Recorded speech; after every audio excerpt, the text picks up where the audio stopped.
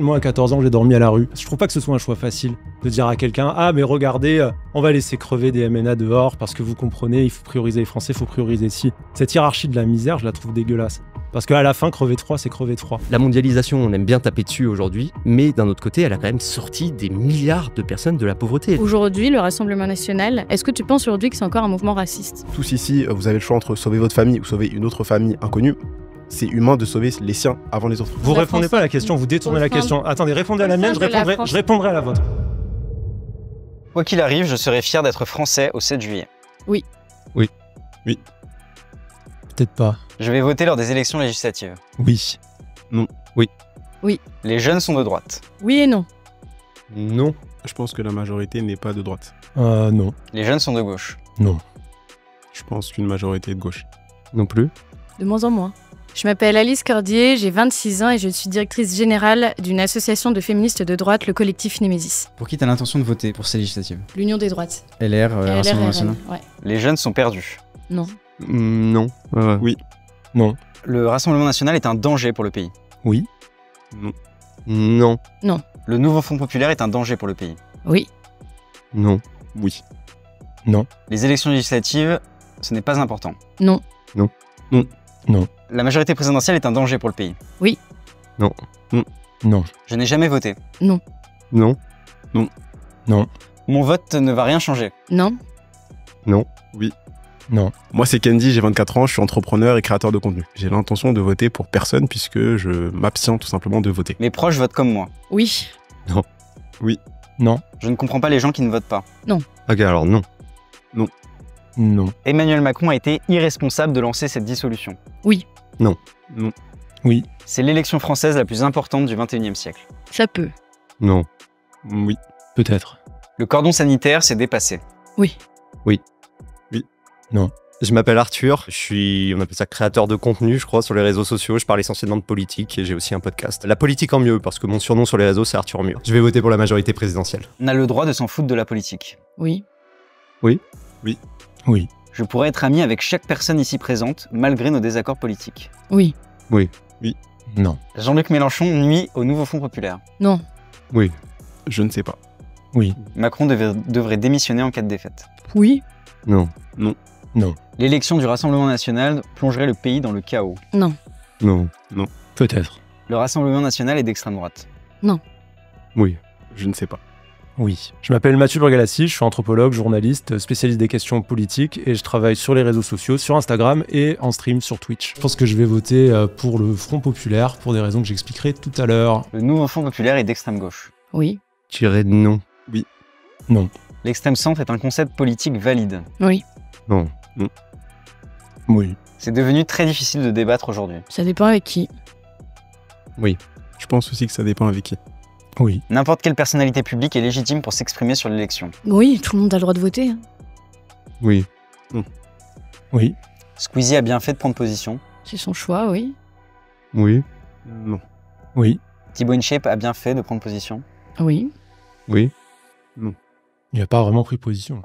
En France, on va aller voter le 30 juin et le 7 juillet 2024 pour les élections législatives. On a décidé de vous publier 4 vidéos sur notre chaîne YouTube. 3 entretiens avec des leaders des 3 forces politiques et un débat entre citoyens qui s'engagent dans chacun des 3 blocs. Vous regardez aujourd'hui le débat entre les citoyens. Bonne vidéo.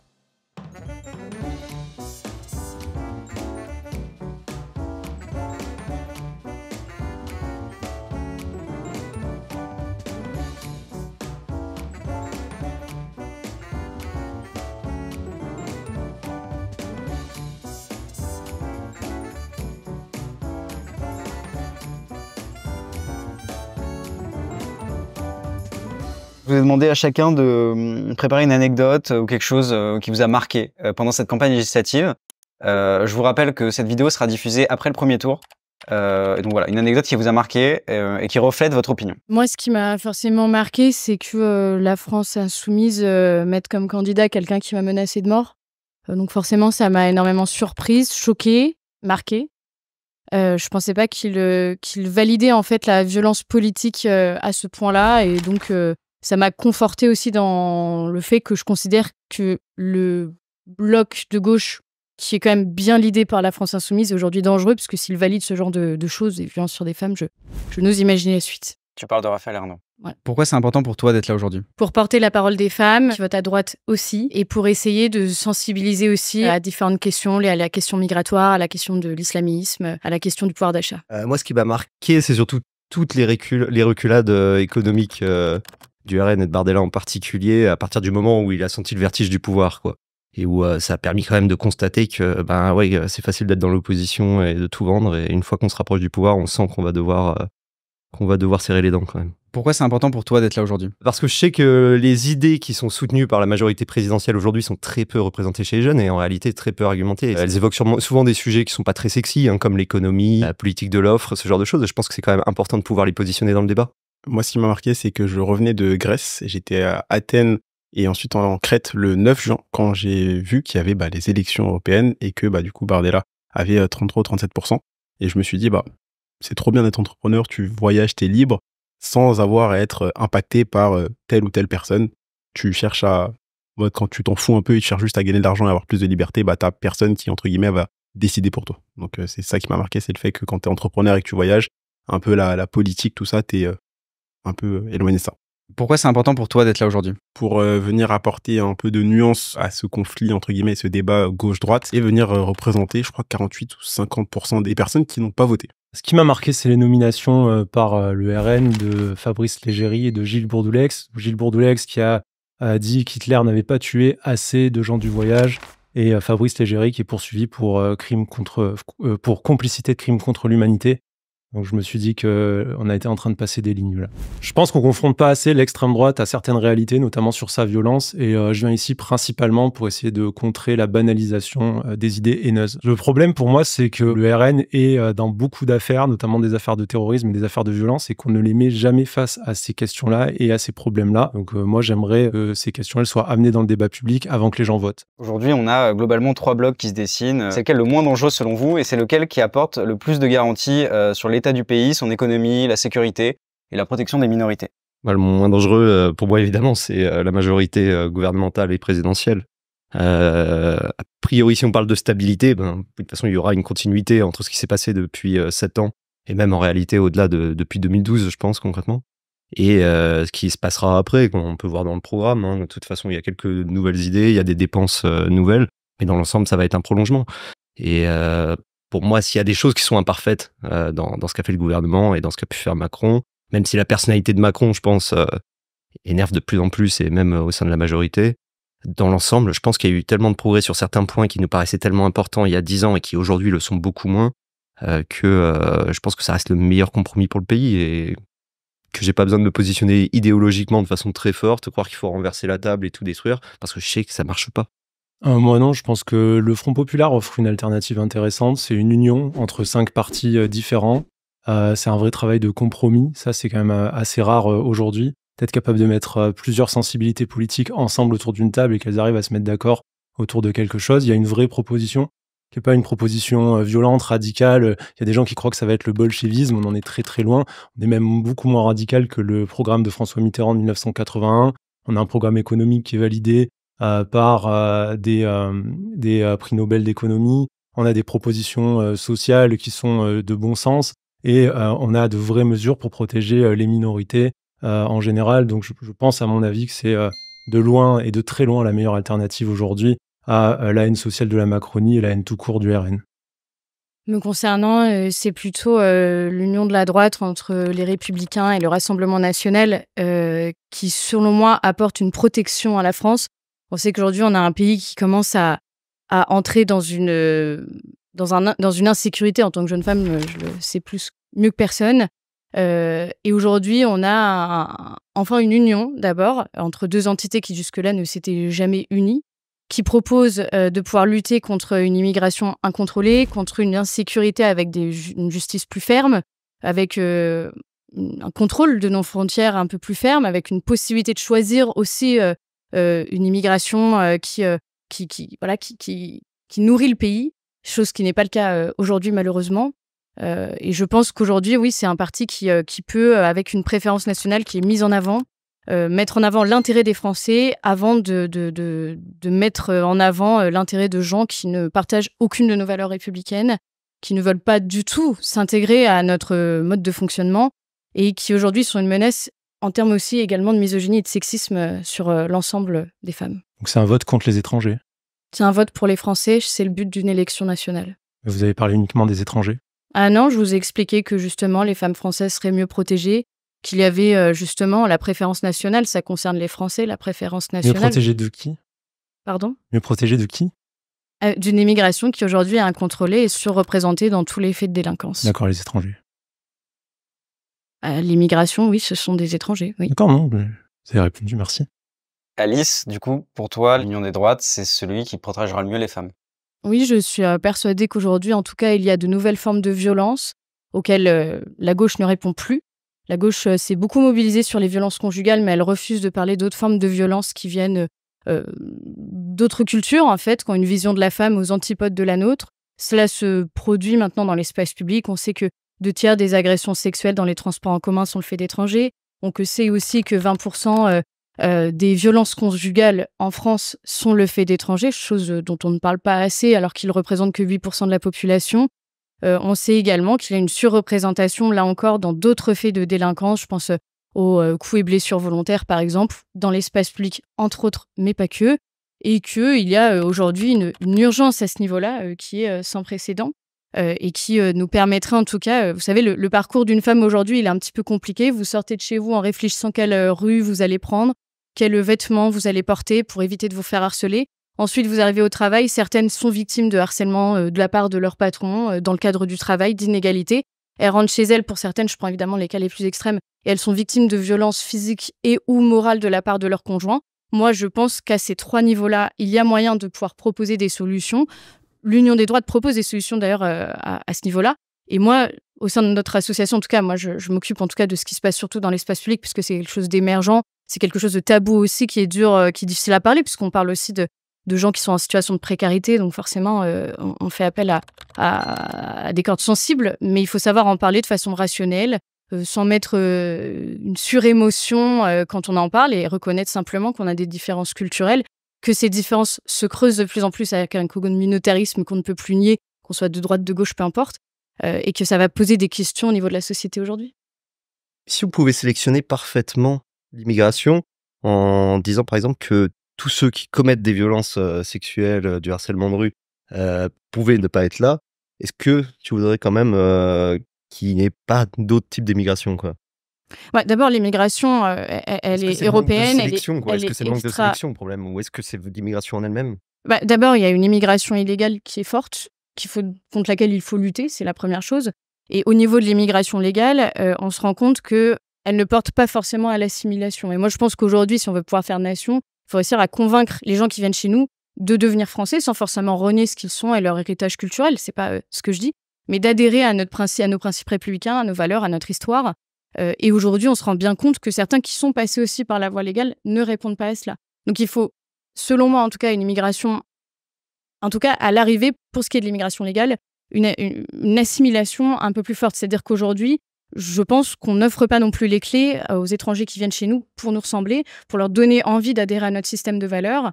Et du coup, ils vont retrouver leur communauté qui sont encore là, qui reproduisent qui juste, en fait, changent juste uniquement de pays, mais ne changent pas du tout de culture. Et à ce moment-là, on arrive évidemment à un choc culturel qui est selon moi inévitable. Là-dessus, c'est sûr, je pense que le processus d'intégration, c'est quelque chose d'essentiel. Si moi, je devais demain déménager en Afghanistan parce que j'avais besoin de trouver du travail en Afghanistan, c'est sûr que j'aurais beaucoup de mal, je pense, à m'assimiler à la culture pachtoune. Et je pense que s'il existait une grosse communauté française en Afghanistan, évidemment, j'aurais tendance à vraiment rester avec cette communauté. Donc, moi, de ce que je vois des chiffres aujourd'hui, le problème de l'immigration, c'est que c'est très difficile dans tous les cas de la maîtriser. Genre, c'est très compliqué. On peut voir qu'il y a des stratégies migratoires qui sont très différentes entre les pays européens, mais qu'au final, on dépend énormément de flux qui sont indépendants quand même de la politique migratoire qui est mise en place. Je pense que c'est quand même beaucoup plus facile d'agir à la fois sur la politique d'intégration, éventuellement sur des contrôles pour essayer de mieux sélectionner, que d'essayer de couper entièrement et de tarir entièrement un flux. Déjà, aujourd'hui, si vous voulez, les frontières sont quand même très facilement, on peut passer, il n'y a pas une lutte non plus totale contre les passeurs, par exemple, contre le trafic humain qui est derrière. Et on sent bien aussi que le droit d'asile est utilisé comme une façon, en fait, de faire venir tout un tas de migrants économiques qui ne sont pas là pour bénéficier du droit d'asile, mais simplement pour des raisons économiques. Donc, si vous voulez, c'est devenu un peu une passoire à ce niveau-là. Donc déjà, il y a des choses à ce niveau-là, au niveau national et au niveau de l'Union européenne, qui pourraient être mises en place pour renforcer un contrôle aux frontières, évidemment, pour aider les pays aussi d'où viennent ces migrants à se développer. Hein, ça, il est évident que ça passe aussi par là. Et puis la troisième chose, c'est d'être ferme aussi en termes du comportement des étrangers qui viennent sur notre pays. Que ceux qui se comportent mal soient renvoyés automatiquement, ça me semble logique. Aujourd'hui, ce n'est pas fait.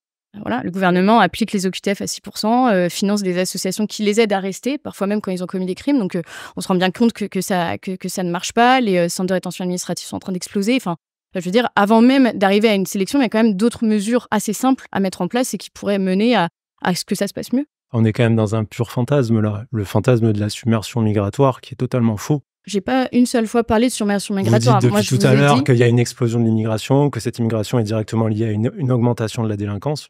Alors non, c'est la délinquance, la hausse de la délinquance est liée à l'immigration. La hausse de la délinquance est liée à l'immigration. Oui. Ah oui, ils sont surreprésentés dans tous les faits de violence, dans les faits de coups et blessures volontaires, dans les faits d'agression sexuelle dans l'espace public. Je dis bien qu'ils sont surreprésentés, ça ne signifie pas que tous les viols ou que la majorité des viols sont faits par des personnes issues de la délinquance, ils sont quand même relativement clairs, les chiffres d'Interstat en tout cas sont relativement clairs. Il y a certes une surreprésentation des étrangers dans la délinquance, mais c'est particulièrement lié au départ à des infractions administratives, des questions de titre de séjour, à des questions de droit du travail. Et lorsqu'on parle de délinquance des étrangers, on est majoritairement sur une petite délinquance qui est une délinquance sans violence, ce qu'on appelle une délinquance de survie. Ça va être aller voler des couches à son bébé parce qu'on n'a pas de quoi subvenir à ses besoins.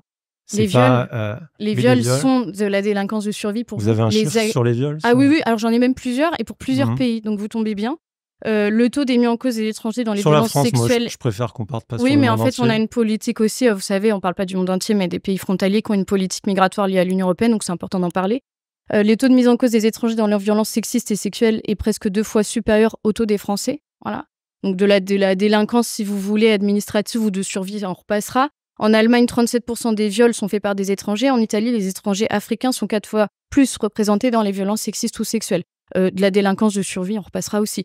Et on retrouve... Je n'ai pas les sources de vos chiffres, je vous fais absolument pas confiance. Pour juste préciser les chiffres, 91% des viols en France ont lieu dans le cadre privé.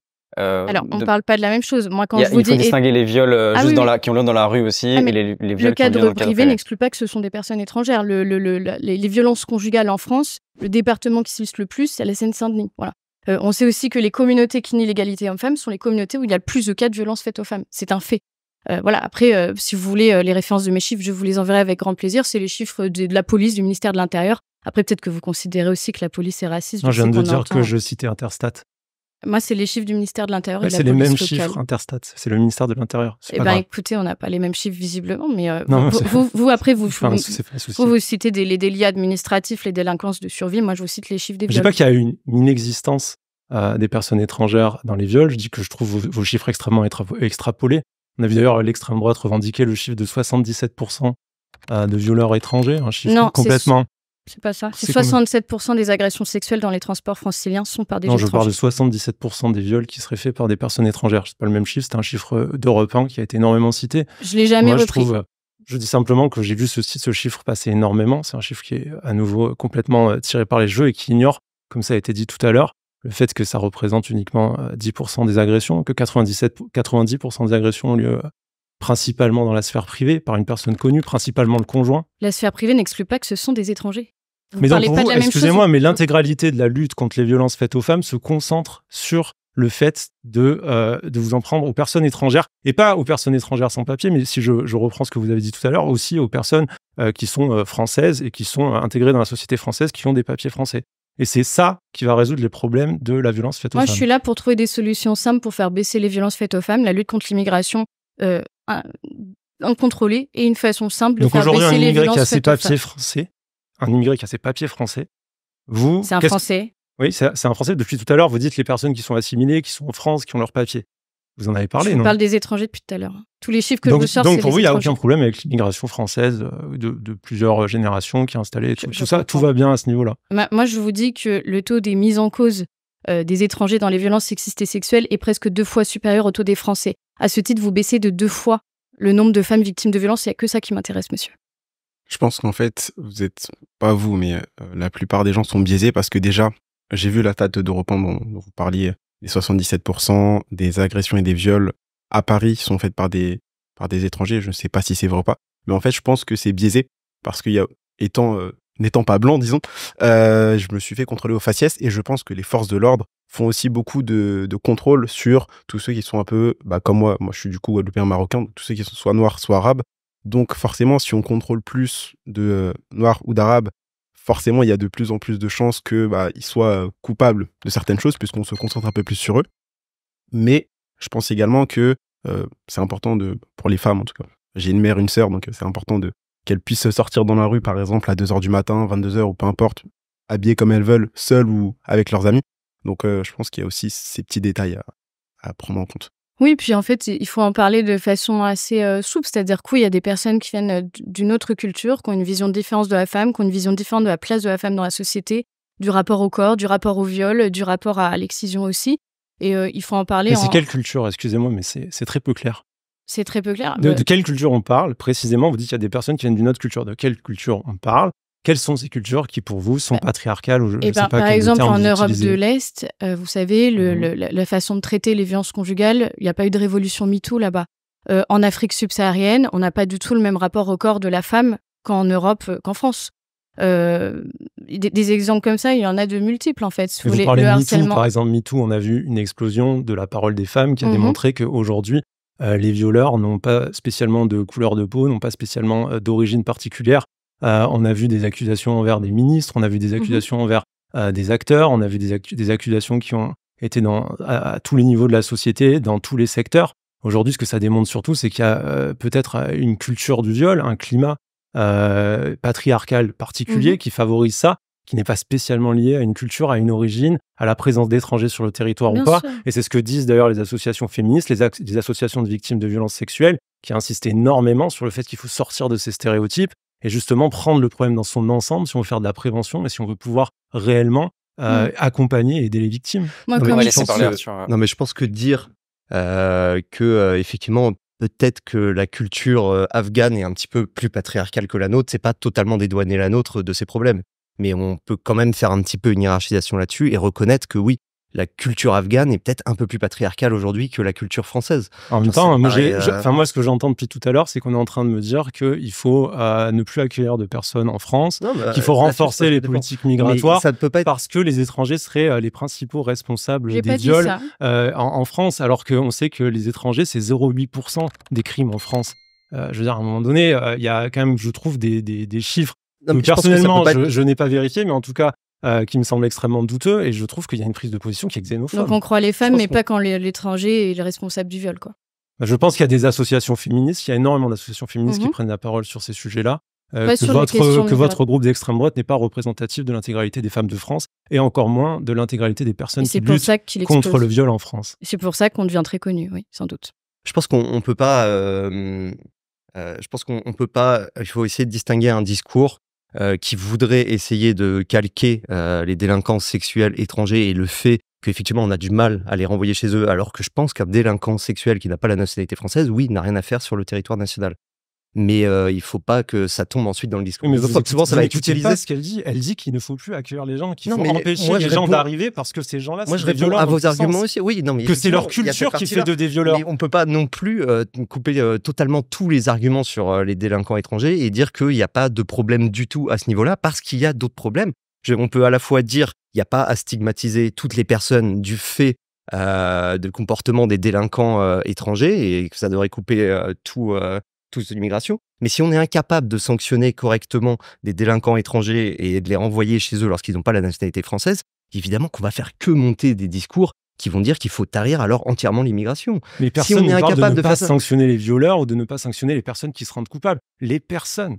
Là, on est en train de créer une séparation dans la pensée entre les personnes qui seraient des étrangers et les personnes qui seraient des natifs en disant, regardez, de ce côté-là, alors là, il y a beaucoup plus de violeurs, il y a culturellement, ces gens sont inassimilables, etc. C'est du racisme culturel. On dit, ces gens-là n'ont pas leur place dans notre culture, il faut les en écarter, il faut les repousser parce que ce seraient des délinquants, des violeurs, des agresseurs en puissance. On a simplement substitué la culture à la question de la race, mais c'est du racisme quand même. Mais personne n'a parlé de racisme. Moi, je vous parle de culture depuis tout à l'heure. C'est exactement ce que je viens de dire. C'est racisme culturel. Non, pas du tout. Hein. Si vous voulez, d'ailleurs, au sein de notre association, on a plein de filles issues de l'immigration qui essayent en fait d'échapper à un carcan culturel de leur famille, en fait, si vous voulez. C'est quelque chose qui existe. Je ne sais pas où vous avez fait vos études, où vous vivez, mais vous savez, il y a des femmes qui essayent de s'émanciper aussi de certaines cultures extrêmement patriarcales. Vous parliez des réfugiés afghans, ça tombe bien, ils sont représentés, 70 fois plus représentés que les Allemands, par exemple, en Allemagne, dans les viols en réunion. Voilà, c'est quelque chose qui est réel et vous ne pouvez pas... Moi, je ne suis pas en train de dire qu'il faut tout couper. Je dis qu'actuellement, ça ne se passe pas très bien, que les chiffres le montrent, que tout le monde le dit.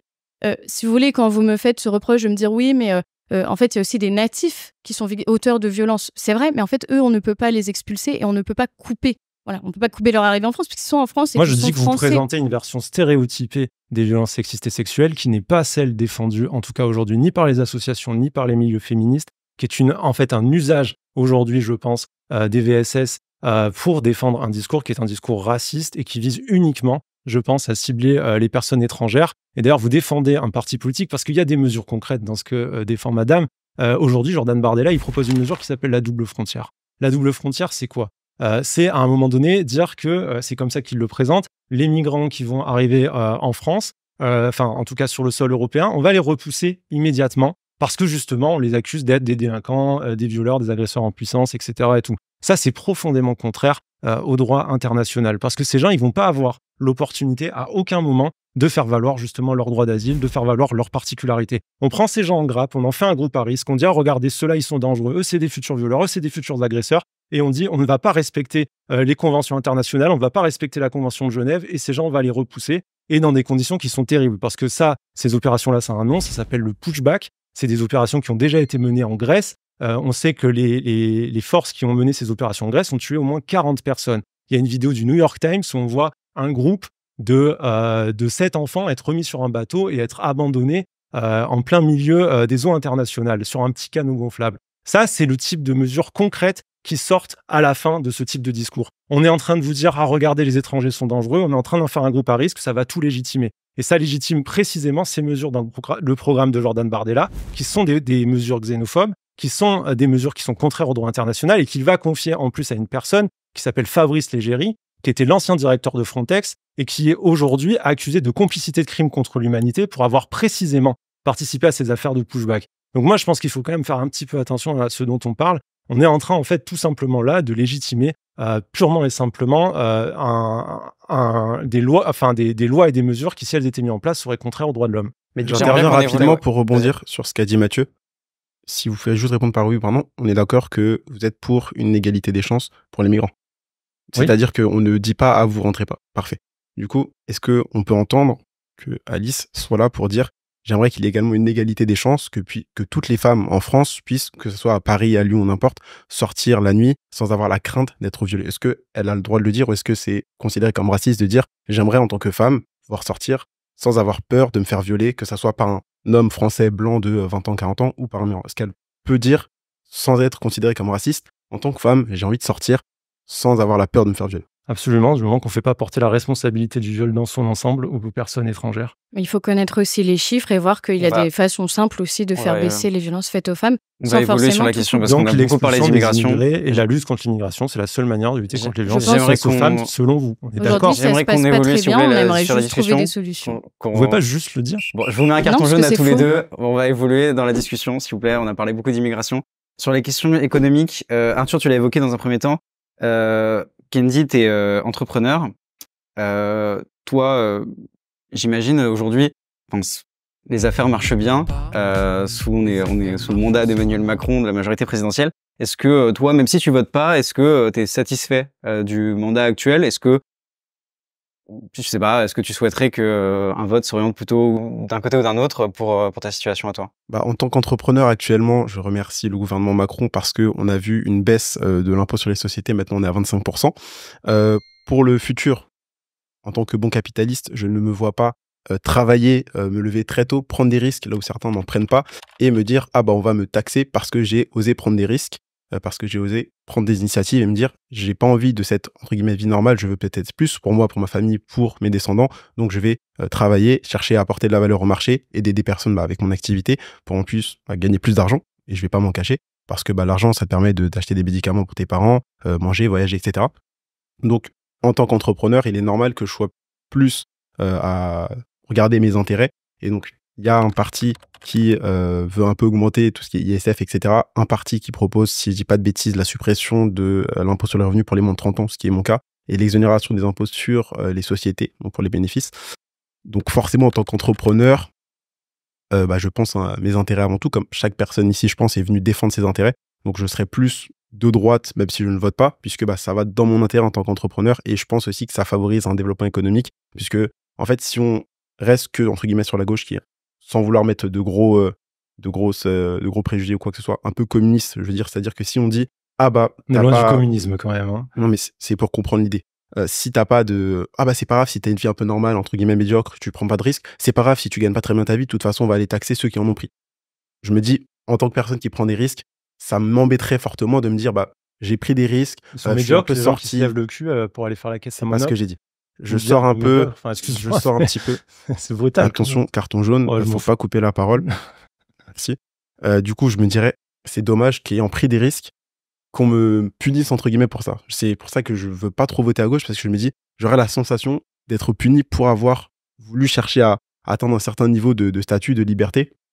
Et en tant que personne qui est plus dans l'optique, gagner l'argent pour se mettre à l'abri, je trouverais ça un peu dommage de me dire, au final, j'ai fait tout ça pour au final donner à des personnes qui n'ont pas pris les mêmes risques que moi. Je suis pas pour qu'on qualifie de médiocre les gens qui se lèvent pour bosser, qui font tourner le pays dans son ensemble. Je trouve ça quand même un peu brutal.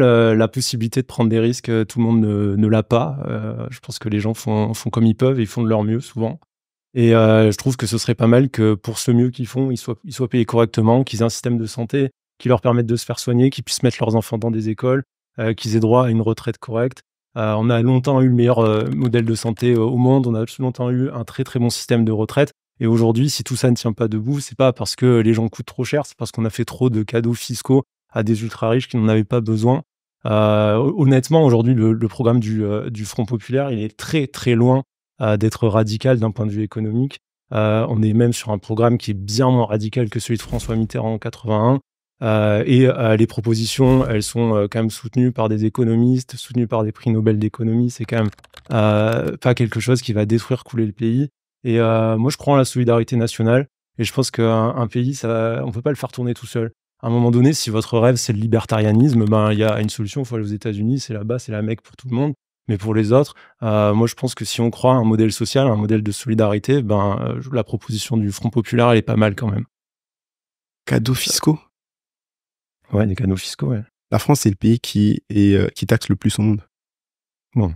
C'est dans le top 3, hein. Toujours avec la Finlande, la Belgique, c'est toujours dans le top 3. Hein. En termes de prélèvement obligatoire, on est toujours à peu près à 50% du PIB.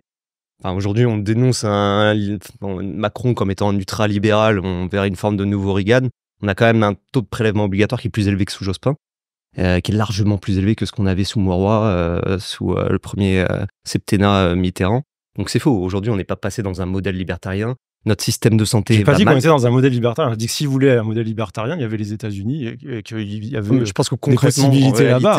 Même si il y a quelques termes qui peuvent être utilisés, je pense que pas grand monde veut un modèle libertarien. C'est très rare les gens qui veulent ce modèle libertarien. Même aux États-Unis, ils sont vus un petit peu comme des gens bizarres, quoi. Donc c'est quand même très rare. Comme c'est très rare d'être dans un modèle communiste et que moi, je crois à la fois pas que le nouveau Front Populaire serait une catastrophe économique, je pense qu'on serait effectivement sur quelque chose un petit peu comme Mauroy en 81.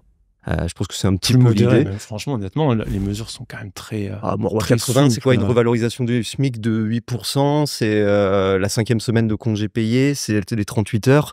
On est à peu près sur ça, quoi. Alors, on parle effectivement de revaloriser le SMIC, de faire en sorte de pouvoir lutter un petit peu contre l'inflation qui est hors de contrôle, de rendre aux gens un peu de cette dignité, c'est-à-dire que les gens puissent travailler et avoir ensuite de quoi non mais je suis d'accord, bouffer, payer leur loyer. Mais dans tous les cas, on va pas plus loin que ça. Aucune des options politiques qui sont proposées aujourd'hui pour ces législatives serait une véritable catastrophe. Je pense qu'il y a des mauvaises options. Je pense qu'on essaie de faire peur sur toutes les options au lieu de poser tous les arguments et d'essayer de présenter voilà les options, ce qui est possible ou qu'est-ce qui n'est pas. Je trouve ça dommage de faire référence à des arguments d'autorité comme Piketty ou Julie Cagé, dans le sens où c'est des arguments d'autorité.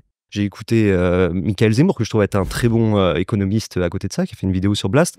Bon, on sent qu'évidemment, il a une propension à essayer de défendre des éléments, même qui ne sont pas forcément les plus argumentés dans le programme des Fonds populaires. D'un autre côté, je pense que le RN n'a pas d'ADN économique. Je pense que de toute façon, c'est pas pour ça que les gens votent RN, donc le RN s'en fout un peu et est prêt à vendre. Ils ont voté contre la revalorisation du SMIC quand même. C'est Ouais, important de le avec noter. Ils ont un ADN quand même marqué plutôt sur des discours populistes, certes, mais sur leur vote contre la revalorisation du SMIC, contre le fait de baisser les prix des produits de première nécessité. Leurs votes vont plutôt contre les intérêts des gens, quoi. Les intérêts des gens, je sais pas trop ce que ça veut dire, dans le sens où, pour moi, une politique de l'offre, c'est pas l'intérêt des entreprises contre l'intérêt des gens. Je pense qu'il y a plein de pays qui aujourd'hui tournent très bien et qui ont essayé de favoriser des politiques de l'offre. La Suède, par exemple, l'Allemagne, par exemple. Il y a des défauts dans ces politiques. Les réformes Hartz sous Schröder n'étaient pas parfaites, mais elles ont quand même permis à l'Allemagne d'absorber la RDA, 20 millions de personnes relativement pauvres et une économie qui ne tournait pas, et de faire quand même un moteur économique et un poumon économique de l'Europe avec ses défauts, avec plein de choses qui ne marchent pas. La Macronie a fonctionné.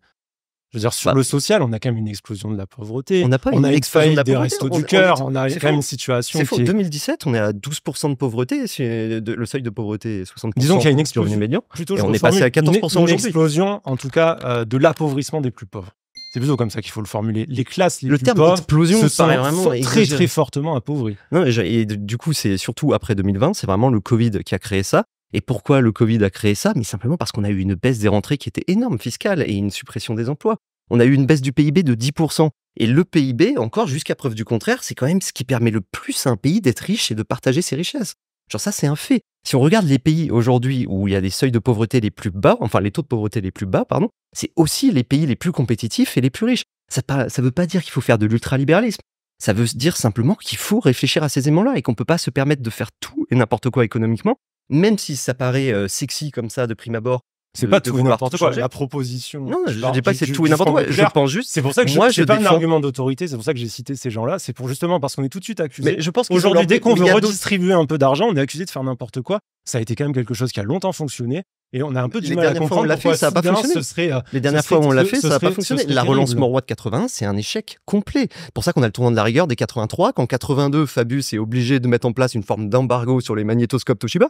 Juste, on fait énormément de dépenses, on augmente les salaires, sauf qu'on produisait déjà plus en France, on s'était déjà désindustrialisé. Du coup, on a juste amené des importations. On a ce qu'on appelle un déficit jumeau en économie. Mais le programme du Front populaire, ce n'est pas le programme de Mauroy, ce n'est pas le programme de Mitterrand 80. Ah, mais c'est ce qui est défendu. Et les spécificités. Quand on écoute Coquerel et Boris Vallaud devant le MEDEF, ce qu'ils nous disent, c'est pour combler un petit peu les déficits, ce qui va être fait, c'est l'effet multiplicateur keynésien. Les économistes de gauche disent que s'il y a personne pour acheter, en fait, ça sert à rien de faire la politique de l'offre. Et donc, il faut au contraire augmenter le pouvoir d'achat des personnes qui sont les plus ric-rac, parce que comme ça, elles achèteront davantage. Et en fait, c'est ça qui relancera l'économie. C'est vraiment la politique de l'offre versus la politique keynésienne. Et donc, c'est pour ça, c'est là qu'est la différence. Nous avons un programme là dans le Front populaire qui est un programme vraiment keynésien de relance du pouvoir d'achat des plus faibles. Ça, c'est le truc un petit peu magique, l'effet multiplicateur. Franchement, je trouve que ça caricature vraiment les positions qui ont été. Il y a quand même eu un vrai développement sur les questions économiques et je trouve que c'est quand même caricatural. Je pense que c'est simplement un programme keynésien de gauche assez classique, mais comme on l'a vu déjà et comme ça a échoué déjà en 80, en 75. Mais je trouve qu'aujourd'hui le néolibéralisme fonctionne et qu'aujourd'hui la proposition néolibérale fonctionne parce que là on nous dit ah mon Dieu vous allez faire un keynésianisme qui a échoué parce qu'en 80 il y a eu le tournant de la rigueur qui avait quand même aussi quelques spécificités internationales et qui ont joué sur la situation. Je trouve qu'aujourd'hui, il y a un bilan positif, toi, pour la Macronie et pour l'économie française de nos années néolibérales. Parce que moi, franchement, je trouve que les gens, ils n'ont pas l'air ravis. Hein. Mais je pense que vous faisiez la gueule en 2017 aussi sous Hollande. Je pense que vous qualifiez déjà Hollande d'un gros libéral depuis le CECE. Je pense que sur Sarkozy, pareil. Je pense que à chaque fois, la gauche est déçue par le pouvoir de toute façon. La gauche déçoit toujours. Et c'est bien c'est pas bien qu'il en soit ainsi parce que faut jamais décevoir, mais elle porte tellement d'espoir, peut-être d'illusion quelquefois, qu'on en attend tellement, qu'on est forcément toujours finalement un peu désorienté quand elle ne va pas jusqu'au bout de ce que nous voudrions qu'elle fasse. Déçu des politiques néolibérales, certes. Hein. Ça, c'est vrai. À chaque fois, la poursuite de ces rigueurs, la poursuite de cette volonté rigoriste insupportable, où on met toute la pression sur les gens, où on leur enlève leurs droits, on leur enlève leurs acquis sociaux, on leur dit c'est à vous Mais quels acquis sociaux? À part reculer l'âge de la retraite, et comme on le voit aujourd'hui, bon, bah, ça va peut-être pas suffire. On essaie encore. Le système de santé, quand même, il prend une sacrée droite. Il y a des choses qui vont pas, mais il faut arrêter de dire qu'il est en train de s'effondrer. C'est pas vrai. Nos dépenses de santé. On va évoluer sur le sujet. Non, juste pour finir là-dessus, nos dépenses de santé, c'était 2,5% du PIB dans les années 70. Là où on n'était pas dans un modèle ultralibéral. Aujourd'hui, c'est 10%.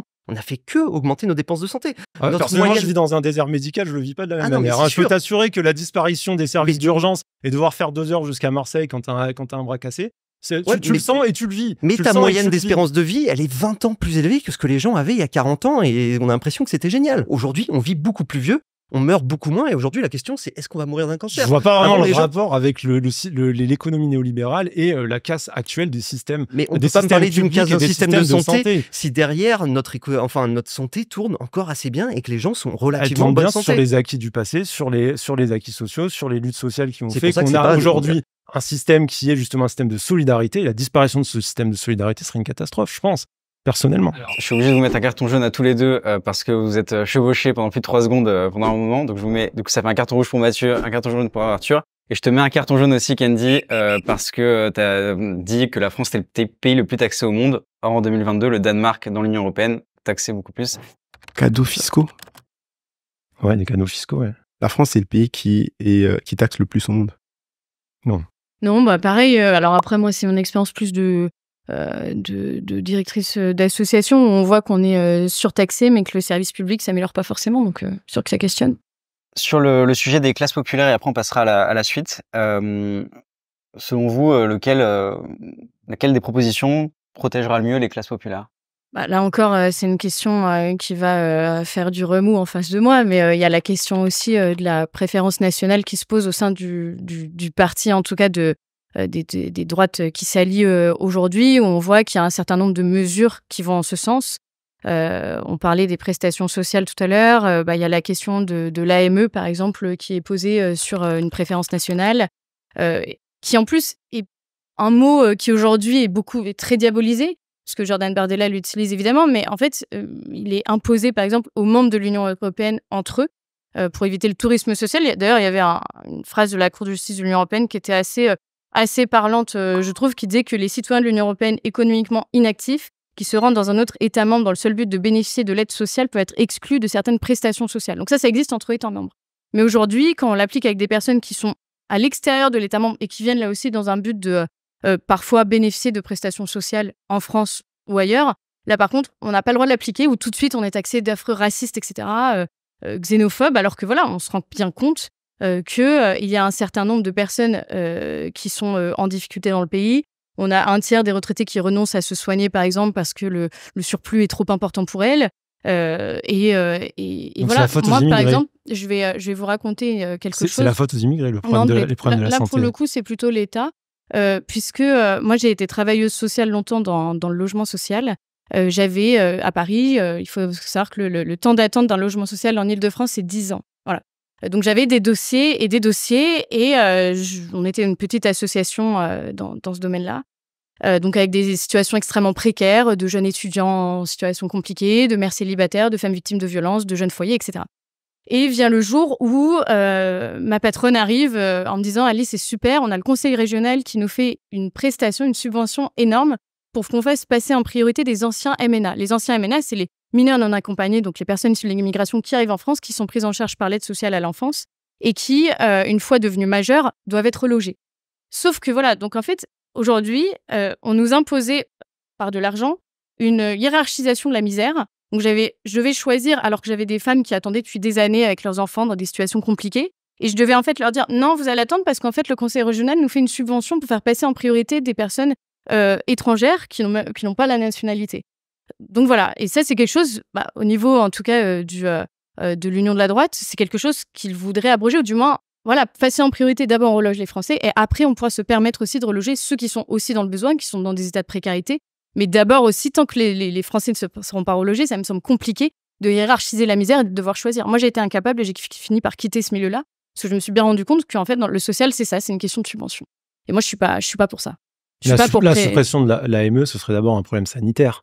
Vous êtes bien consciente que si sur le territoire, on a une partie de la population sur laquelle on n'a pas de suivi médical, en cas de pandémie, en cas de On peut problème faire majeur, un suivi sans verser de l'AME. Enfin, je veux dire, comment on c'est fait un pas- suivi avec des personnes qui n'ont pas les moyens d'aller se faire soigner, qui n'ont pas les moyens d'aller voir un médecin quand il y a un problème? Mais Comment est-ce qu'on a une vraie politique sanitaire nationale dans une situation comme celle-là? C'est ridicule, ça nous met tous en danger. L'AME, c'est très particulier. C'est une plaquette de remboursement de frais. Tant que moi, il y aura un retraité sur 3 qui ne pourra pas payer ses frais, je considère que l'argent doit être prioritairement placé auprès Mais des cet Français. argent, du coup, vous pensez que vous, aujourd'hui, que l'État priorise les personnes étrangères aux personnes françaises? Je vous raconte l'expérience que j'ai eue. On m'a demandé de choisir entre une mère célibataire et un ancien MNA. Donc pour vous, ça, aujourd'hui, ça doit déterminer, qu'est-ce que ça doit déterminer? Une politique globale où du coup les étrangers n'ont plus accès aux soins? C'est ça, Si c'est vous ça sa- que vous dites, en fait. Là, je vous parle du logement social déjà. Et si vous voulez, On parlait de c'est santé, global en c'est pour ça termes que je de reviens sur la prestations. santé, vous avez commencé sur la ME. C'est... Carton jaune. Ne Non, me mais coupez pas. j'essaie de suivre. Ah oui, non, mais que ce soit au niveau de la ME, que ce soit la question du logement social, c'est toujours la même question, en fait. C'est est-ce qu'on priorise les Français ou pas en termes de prestations, en termes d'aide, en termes d'acquis, et comment on s'organise. Et moi, tant qu'aujourd'hui, on n'aura pas relogé tous les Français, tant qu'on aura encore des personnes en précarité, parce que vous savez, l'immigration, c'est une forme de précarité, mais il n'y a pas que ça en France. Hein. Voilà. Et il y a des personnes françaises qui sont en extrême précarité, qui ne se soignent plus. Et moi, tant qu'on ne pourra pas assurer les soins et le logement à ces personnes-là, je pense qu'on n'a pas les épaules pour pouvoir le faire pour d'autres personnes, c'est tout. Moi, je trouve que, comme d'habitude, vous partez quand même d'un constat qui est juste. Par exemple, comme vous l'avez fait sur les violences sexistes et sexuelles, là, vous partez d'un constat qui est celui aujourd'hui d'une certaine misère qui s'installe dans la société française, d'un certain manque d'accès aux soins. Mais à nouveau, à chaque fois, vous faites porter la responsabilité aux personnes étrangères. Moi, je suis là pour Et trouver on des solutions. a du mal à comprendre en quoi les personnes étrangères seraient responsables aujourd'hui de la casse de notre système de santé, qui est faite par des gouvernements successifs, qui sont des gouvernements néolibéraux, mais qui n'a absolument rien à voir avec elles. Elles n'ont aucune responsabilité. Moi, je vous donne des solutions concrètes pour reloger en Mais priorité les Français. elles sont inhumaines, vos solutions. Vous parlez d'expérience personnelle. Moi, à 14 ans, j'ai dormi à la rue. Et franchement, c'est pas des choses que je considère comme... je trouve pas que ce soit un choix facile de dire à quelqu'un « Ah, mais regardez, on va laisser crever des MNA dehors parce que vous comprenez, il faut prioriser les Français, il faut prioriser ci. » Cette hiérarchie de la misère, je la trouve dégueulasse. Parce qu'à la fin, crever de froid, c'est crever de froid. D'abord, quand vous êtes migrant et que vous arrivez en France, il y a tout un tas de services de soins, d'aide et d'aide au logement qui sont pris en charge aussi. Enfin, je veux dire, il ne faut pas imaginer que les migrants arrivent en France et ils sont directement à la rue. Je suis proche de beaucoup d'associations qui s'occupent des MNA et malheureusement, la situation est très, très compliquée. L'aide sociale, Énormément de On va jeunes se évoluer sur le retrouvent à la sujet. rue et on n'est vraiment pas dans une on situation a déjà parlé idéale aujourd'hui. d'immigration. C'est pas idéal, mais il y a des choses qui Vous sont êtes mises en place. vous êtes dans un S'il vous fantasme, plaît. loin de la S'il vous plaît. réalité aujourd'hui de la situation des MNA. Vous avez Je vous fait mets un trop carton d'études jaune et à tous les peut-être pas assez deux. de... Candy, tu peux t'exprimer, s'il te plaît. En fait, je pense que les ressources diminuent, le nombre de personnes sur la planète augmente. Je pense que je ne me rappelle plus exactement, mais le jour de dépassement, je crois que ça s'appelle comme ça, quand on a dépassé toutes les ressources, à chaque fois fait que de se réduire. Donc les ressources diminuent. De l'autre côté, on a le nombre de personnes sur toute la planète qui augmente. Pourquoi Trump a été élu? C'est parce que Make America Great Again, My Country First. Et en fait, je pense, oui, c'est pas forcément humain, mais c'est compréhensible de se dire, malheureusement, dans mon pays, il y a des ressources limitées, donc je dois privilégier les gens de mon pays avant les autres. C'est pas forcément d'un terme, éthiquement, le truc où on va dire « Ah, bravo », mais c'est compréhensible. Donc en fait, il y a moins de ressources, mais plus de monde.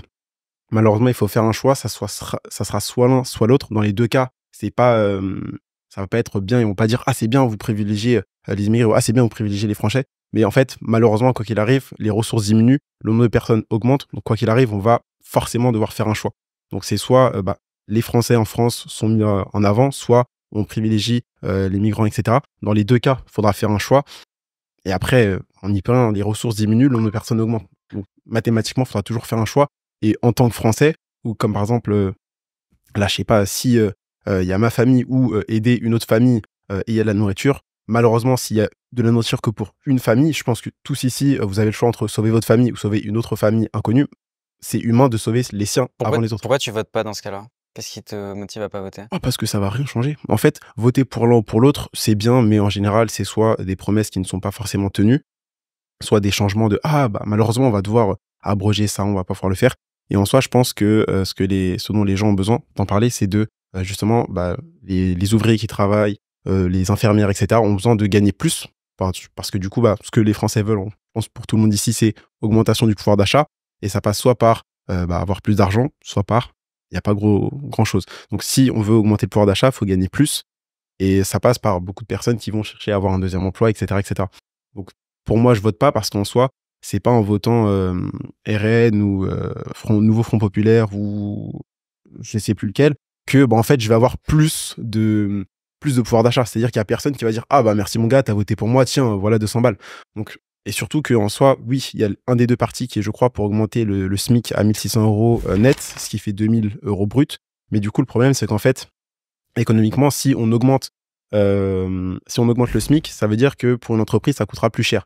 Donc, il y a de plus en plus ça va coûter plus cher d'engager quelqu'un au SMIC. Donc, ça veut dire qu'il y aura de plus en plus de combats, puisqu'une entreprise à qui ça coûte plus cher, elle va se dire, bah attends, là, je vais devoir choisir entre plein de personnes qui me coûtent le plus cher, donc ça fera plus de sélection. Donc, forcément, il y aura toujours quelqu'un qui sera pénalisé. Plein d'étudiants qui auront fait les mêmes études, du coup, vont devoir se battre contre d'autres. Donc, en fait, quoi qu'il arrive, il faut qu'on arrive à s'en sortir un peu par nous-mêmes pour ensuite pouvoir aider les autres. C'est comme dans l'avion. Je pense que tout le monde a pris l'avion ici, une fois dans sa vie. Quand l'hôtesse de l'air, elle arrive, elle fait oui, le masque, non. Elle dit, quand le masque il tombe, mettez-le vous à vous-même avant de vouloir le mettre à votre enfant. Parce qu'on doit être en capacité d'aider les autres. Donc malheureusement, je pense que c'est un peu ça le problème. Sur ce dont on parlait justement, Arthur, j'aimerais t'entendre. Les classes populaires. Sur la classe populaire, exactement, parce que le bilan de Macron pourrait dire que les classes populaires justement ont voté aujourd'hui aux européennes massivement contre Macron. J'aimerais déjà rebondir, vu qu'on parle aussi de l'abstention aujourd'hui, sur ce que tu disais. Je pense qu'il y a une partie qui est juste et qui est de dire que, in fine, le monde est contraint parce qu'on fait des ressources. Le problème, c'est que c'est pas juste les ressources en elles-mêmes qui existent, c'est la façon dont on les utilise, on les transforme et on les exploite. Et ça, évidemment, je veux dire, il y a 10 000 ans, avant que la révolution agricole arrive, il y avait des ressources sur Terre, mais on n'en faisait rien, quoi. C'est le seul fait d'avoir pu créer des outils qui nous a permis d'utiliser ces ressources et aujourd'hui qui nous permet d'avoir chaud l'hiver et ce genre de choses. Par contre, là où je pense que t'as tort, c'est sur le vote, quand tu dis que ça changera rien, parce que chacun doit un petit peu faire sa part, son travail et essayer de faire au mieux. On voit que les politiques économiques et les politiques changent tout pour un pays et très rapidement. La Corée du Nord était plus riche que la Corée du Sud en 1950. Bien plus riche. La Corée du Sud était bien plus pauvre vraiment que la Corée du Nord. La Corée du Sud était le pays le plus pauvre en 1956 après la fin de la guerre. Aujourd'hui, c'est un des pays les plus riches au monde. Alors que la Corée du Nord, évidemment, il y a eu une énorme famine qui a tué plusieurs millions de personnes et personne absolument voudrait vivre en Corée du Nord, à la fois pour l'économie et pour le régime qu'on a. Et ça, c'est dû à des politiques économiques. Ça, c'est dû à plein de types de politiques et qui sont aussi liés à l'économie, des politiques institutionnelles, des types de libertés qu'on offre aux gens, des droits, et qui leur permettent de pouvoir penser, à créer et innover. Ça, c'est des choses, certes, c'est des individus, in fine, qui sont là-dedans, mais qui font. Et qui font parce qu'on leur a donné les incitations, parce qu'on leur a offert le cadre pour ça.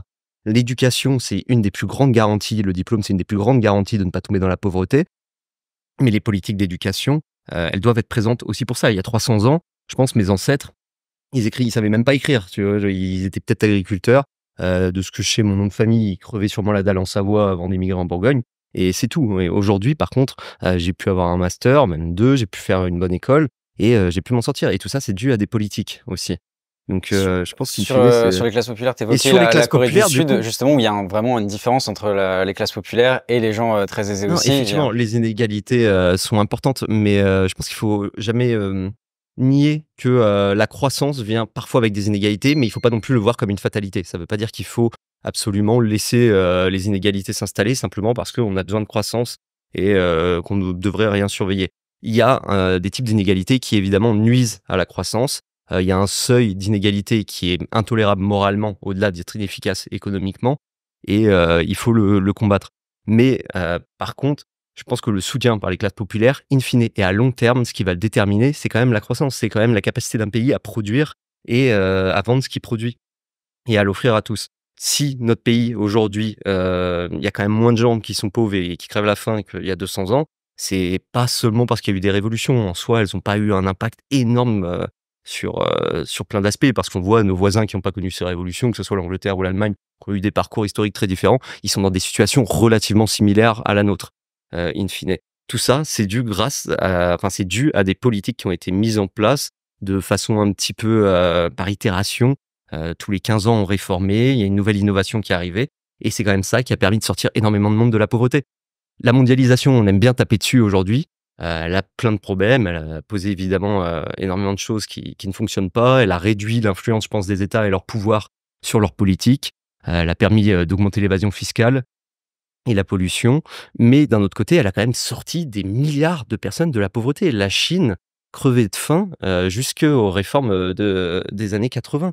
Et tout ça, c'est une réalité. Même en Afrique, aujourd'hui, qui reste le continent le plus pauvre au monde, on meurt beaucoup moins de faim, il y a quand même beaucoup moins de maladies et les gens vivent beaucoup plus longtemps qu'il y a 40 ans.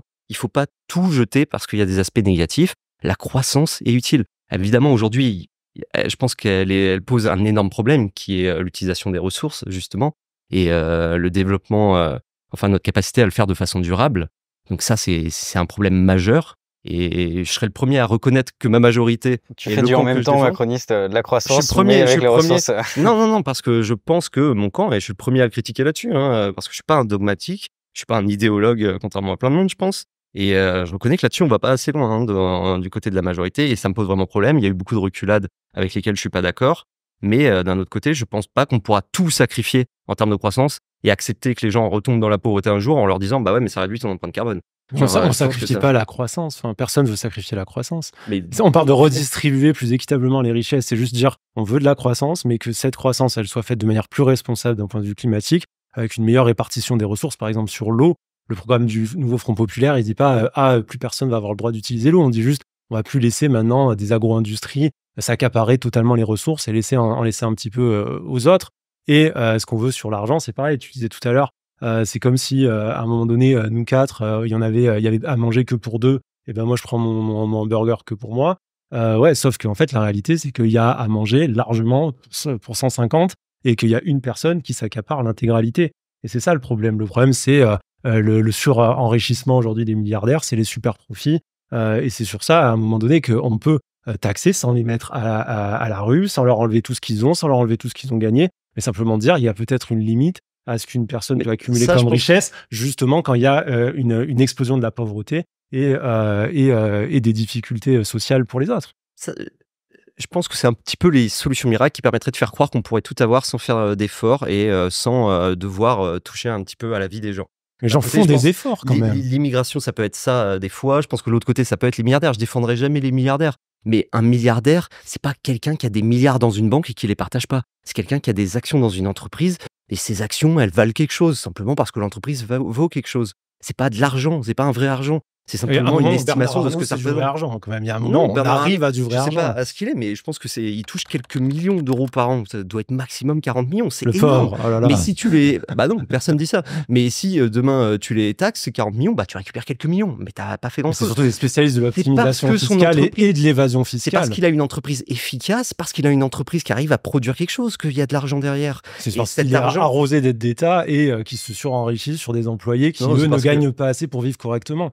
À un moment donné, les milliards, ils viennent pas de nulle part. Les employés de Bernard Arnault vivent correctement pour leur grande majorité quand même. Non, il y a énormément de plaintes à ce niveau-là. Il y a eu pas mal de protestations quand même. Pour la grande majorité, les gens de toute façon en général qui ont un travail vivent bien mieux que les autres. Le taux de pauvreté des travailleurs en France, salariés, c'est 6%. Mais les gens qui travaillent, si on commence à faire n'importe quoi, qu'on préfère dire qu'on préfère simplement les aides sociales, on pauvre les gens. Enfin les gens. On parle pas de social. Il faudrait pas plus taxer répartition des richesses. Il faudrait pas plus taxer les très riches comme Bernard Arnault par exemple. Ah si, je pense qu'il faut mieux les taxer. Ça, c'est évident. Je pense que la taxation aujourd'hui est assez inégalitaire. Je pense juste qu'on peut pas la faire n'importe comment. Genre, je pense pas qu'on puisse simplement dire la fortune est de 70 milliards, du coup, on prend 5%. Non, ça marche pas comme ça. Qu'est-ce qu'on fait? On va le forcer à vendre des actions, à un fonds d'investissement, à quelque chose. Non, mais tu trouves pas ça fou qu'on soit dans un monde où pour faire des économies d'État, on va baisser les APL et on se dit pas qu'on va un peu plus taxer des milliardaires? Je ne dis pas qu'on est quand même dans un système qui marche un peu sur la tête, où on demande en permanence des efforts aux plus pauvres et aux plus précaires. Et pareil pour les retraites, pareil pour énormément de choses. Et on ne demande rien à des gens qui sont extrêmement riches et qui ne sont clairement pas dans une situation de besoin, quoi. Non, je pense juste que ça, c'est aussi un des aspects de la mondialisation, c'est que la mobilité du travail est bien plus faible que la mobilité du capital, donc c'est beaucoup plus facile de taxer le travail. Si demain, je viens et je taxe un travailleur, de toute façon, il va rester en France. Si demain, je taxe le capital, il va partir. Évidemment que ça pose problème, et c'est pour ça, par exemple, qu'à l'OCDE... Ça, c'est un fantasme, quand même. On sait que les milliardaires ne partent pas tous. On a... quand même énormément d'exemples où ça n'est pas arrivé. Okay, il faut quand même sur les fortunes. Genre supposons aujourd'hui passer de la retraite de 64 comme c'est prévu à 60 ans comme le voudrait le Front populaire, ça coûterait environ 80 milliards par an, je crois. C'est autour de 80 milliards aujourd'hui et ça va faire qu'augmenter dans les années à venir. Ces 80 milliards, est-ce qu'on les trouve simplement en faisant des poches des milliardaires? Combien ça va rapporter concrètement de mettre un ISF. L'ISF, ça va être quoi? Alors, au maximum, on va gratter 10 milliards. Alors C'est moi, tout. je précise juste que je suis pas économiste, je suis pas spécialiste du sujet. Moi, ma spécialité, c'est plutôt l'extrême droite et les radicalisations violentes. Cela dit, tout n'est pas basé sur la taxation des milliardaires, c'est surtout sur une meilleure répartition des profits, tout simplement. Tout simplement. On a un système aujourd'hui qui ne fonctionne pas, où les gens travaillent et ne gagnent pas assez. C'est pas plus compliqué que ça. Bon, Ces gens produisent de la richesse. Ces gens produisent de la richesse. On peut poser les choses simplement. Aujourd'hui, si des gens comme Bernard Arnault gagnent autant, c'est que des gens produisent de la richesse. Ce n'est pas Bernard Arnault tout seul qui fait ses milliards avec ses petites mains. C'est des gens qui travaillent pour lui, qui produisent cette richesse. Et cette richesse, elle va aujourd'hui, non pas aux travailleurs, mais à une personne qui s'enrichit beaucoup trop. Tout ce qu'on demande, on ne demande pas, attention, la dépossession de l'intégralité des richesses. On ne demande pas de s'emparer des usines, de l'appareil de production. On n'est pas à l'époque du communisme. On est sur des mesures qui pourraient être largement des mesures de droite, soyons honnêtes. On est simplement pour dire que les gens qui travaillent méritent d'avoir assez pour payer leur loyer, pour payer leurs courses. On va passer à la mi-temps. Un côté positif, une anecdote, un moment, un discours que vous avez apprécié dans l'un des camps opposés, en commençant idéalement la phrase par « je concède que ». J'ai rencontré Marlène Schiappa il y a pas longtemps et je concède que j'ai évolué, mon avis sur elle a évolué. Je trouve que c'est quelqu'un qui est beaucoup plus dans l'action que ce qu'elle a pu me montrer du temps où elle était secrétaire d'État chargée de l'égalité homme-femme. C'est quelqu'un qui est bien plus lucide sur les questions de chocs culturels que les femmes peuvent subir dans leur propre communauté, mais aussi dans l'espace public et aussi en termes de violence conjugale. Et c'est quelque chose qui est important parce que c'est quelqu'un qui aura peut-être d'autres responsabilités par la suite. Et du coup, j'ai été agréablement surprise de voir que moi, je fais beaucoup la critique au gouvernement actuel d'être complètement hors sol et d'imaginer qu'en fait, ce que vivent les Français en termes d'insécurité est totalement un fantasme. C'est quelque chose que partage l'extrême gauche. Mais dans les faits et statistiquement, non, ce n'est pas un fantasme. Et c'est vrai que de voir qu'il y a quand même des gens qui finalement sont beaucoup plus lucides ou du moins évoluent à ce niveau-là, ça a été quelque chose de porteur parce que c'est quelqu'un avec qui on pourra peut-être travailler plus tard. Parce que je vais faire ça de façon assez originale et je vais parler des abstentionnistes. Parce que pour les européennes, là, j'ai vu un ami il y a une semaine et que je trouvais quelqu'un de parfaitement intelligent, très porté sur plein de sujets. Et j'ai appris qu'il votait pas. Il m'a dit simplement, écoute, moi, je ne vote pas. Il m'a dit, je ne vote pas. Genre, c'est quelque chose que je ne fais pas. C'est ma position, tout simplement parce que je ne m'informe pas particulièrement sur ces sujets et que je me juge pas apte à voter de façon informée. Et je pense que même si aujourd'hui on tape souvent sur l'abstentionnisme et qu'on dit que c'est quelque chose de mal et qu'il faudrait, par exemple, rendre le vote obligatoire, je crois qu'on manque parfois de ce type d'humilité aussi et de dire que je suis pas forcément le mieux informé sur certaines choses et que je dois pouvoir me mettre en retrait à certains moments. Évidemment, on pourrait pas tous faire ça, mais je pense que on n'a pas forcément qu'à y perdre. Moi, je concède au parti du Nouveau Front Populaire quelque chose qui est très important. J'ai regardé du coup les programmes avant de venir. C'est que le RN, ils sont un peu dans supprimer les éoliennes, etc. Alors que, au contraire, votre parti, il est trop bien au niveau écologique. Genre, c'est continuer d'avoir des éoliennes, le nucléaire. Il y a aussi ça sur le RN. En fait, je me suis dit, mais c'est bizarre, pourquoi ils veulent, le RN, enlever les éoliennes et qu'ils disent on est pour l'écologie. Là où le Nouveau Front Populaire, c'est continuer les éoliennes, etc. Donc, je me dis, pour le futur, on veut tous, je pense même ceux qui nous regardent, avoir un monde meilleur pour nos enfants et de tous les partis de ce que j'ai vu sur Le Figaro, pour pas me prendre de carton jaune, c'est le meilleur programme écologique, ça vient de votre parti. Donc moi, je suis en mode, c'est trop bien pour le futur. Merci les Verts qui ont fait un bon boulot quand même. Merci pour le respect des règles. Mathieu. Écoute, moi je vais concéder à la droite aussi pour le coup. J'ai vu une interview de Dominique de Villepin qui appelait à faire un front républicain face au Rassemblement national. Et en fait, ça m'a fait du bien. Parce qu'il y a une époque justement où la droite se rappelait de la dangerosité de l'extrême droite, que le fait que si on lutte contre l'extrême droite, c'est pas par pudeur morale, mais c'est parce que l'extrême droite tue. Je rappelle que le Front National a tué 2 personnes, Ibrahim Ali et Ibrahim Bouharam. Et ce sont des partis fondés sur la violence, ce sont des partis où on retrouve à des hauts postes des terroristes. Je pense à Sébastien Dudognon, Claude Sinquet, Thibaut Gaumanteau, qui étaient tous des gens qui avaient des responsabilités au Rassemblement national et qui se sont illustrés dans des attentats. Claude Sinquet qui a attaqué et brûlé la mosquée de Bayonne. Sébastien Dudognon qui a voulu commettre des attentats à la bombe, qui était un secrétaire départemental du Front National de la Jeunesse, Thibaut Gaumanteau qui allait être investi à la mairie de Strasbourg et dont on a découvert qu'il avait commis des incendies criminels sur des logements qui étaient détenus par des personnes immigrées. Donc, il y a une quelle vraie année, violence. juste, t'as pas précisé l'année. T'as pas Pardon précisé l'année de ces actions. L'année pour Thibaut Gonmonto. Oui, des actions qui ont. Alors, Claude Sinquet, donc, qui était candidat RN au départemental, il me semble que c'est 2017 ou 2018. Sébastien Dudognon, honnêtement, je sais plus, 2019-2020. Tout ça, ça s'est passé pendant les années où Marine Le Pen était à la tête du parti. Donc voilà, c'est un parti qui s'illustre par sa violence. C'est un parti qui a tué et qui aujourd'hui encore a parmi ses membres des gens qui se rendent coupables de violence. Et j'étais heureux de voir un représentant de la droite aujourd'hui dire qu'il reconnaissait en fait des alliés à gauche face à ce parti-là qui n'est pas dans l'arc républicain et qui dit appeler clairement et ouvertement à un front républicain face à l'extrême droite. Juste Arthur, il s'adresse à toi en disant la droite. Est-ce que toi, en votant pour le camp Macron, tu te considères de droite? Bah non, je me considère de centre, mais je vais pas nier non plus qu'il y a une partie d'héritage de droite, notamment sur l'économie, ça serait ridicule. Je pense que c'est quand même plus proche de la social-démocratie, un petit peu à l'allemande, à la CDU, quelque chose d'un petit peu plus consensuel. Par contre, c'est marrant parce que c'est un compliment qui était juste été pour continuer à taper sur l'extrême droite, quoi. C'est bien tourné, hein. C'est fort comme rhétorique. C'est mon compliment. Ouais. Tu l'avais bossé, hein, tu l'avais bossé. Non, oui, c'est monothématique et on le verra.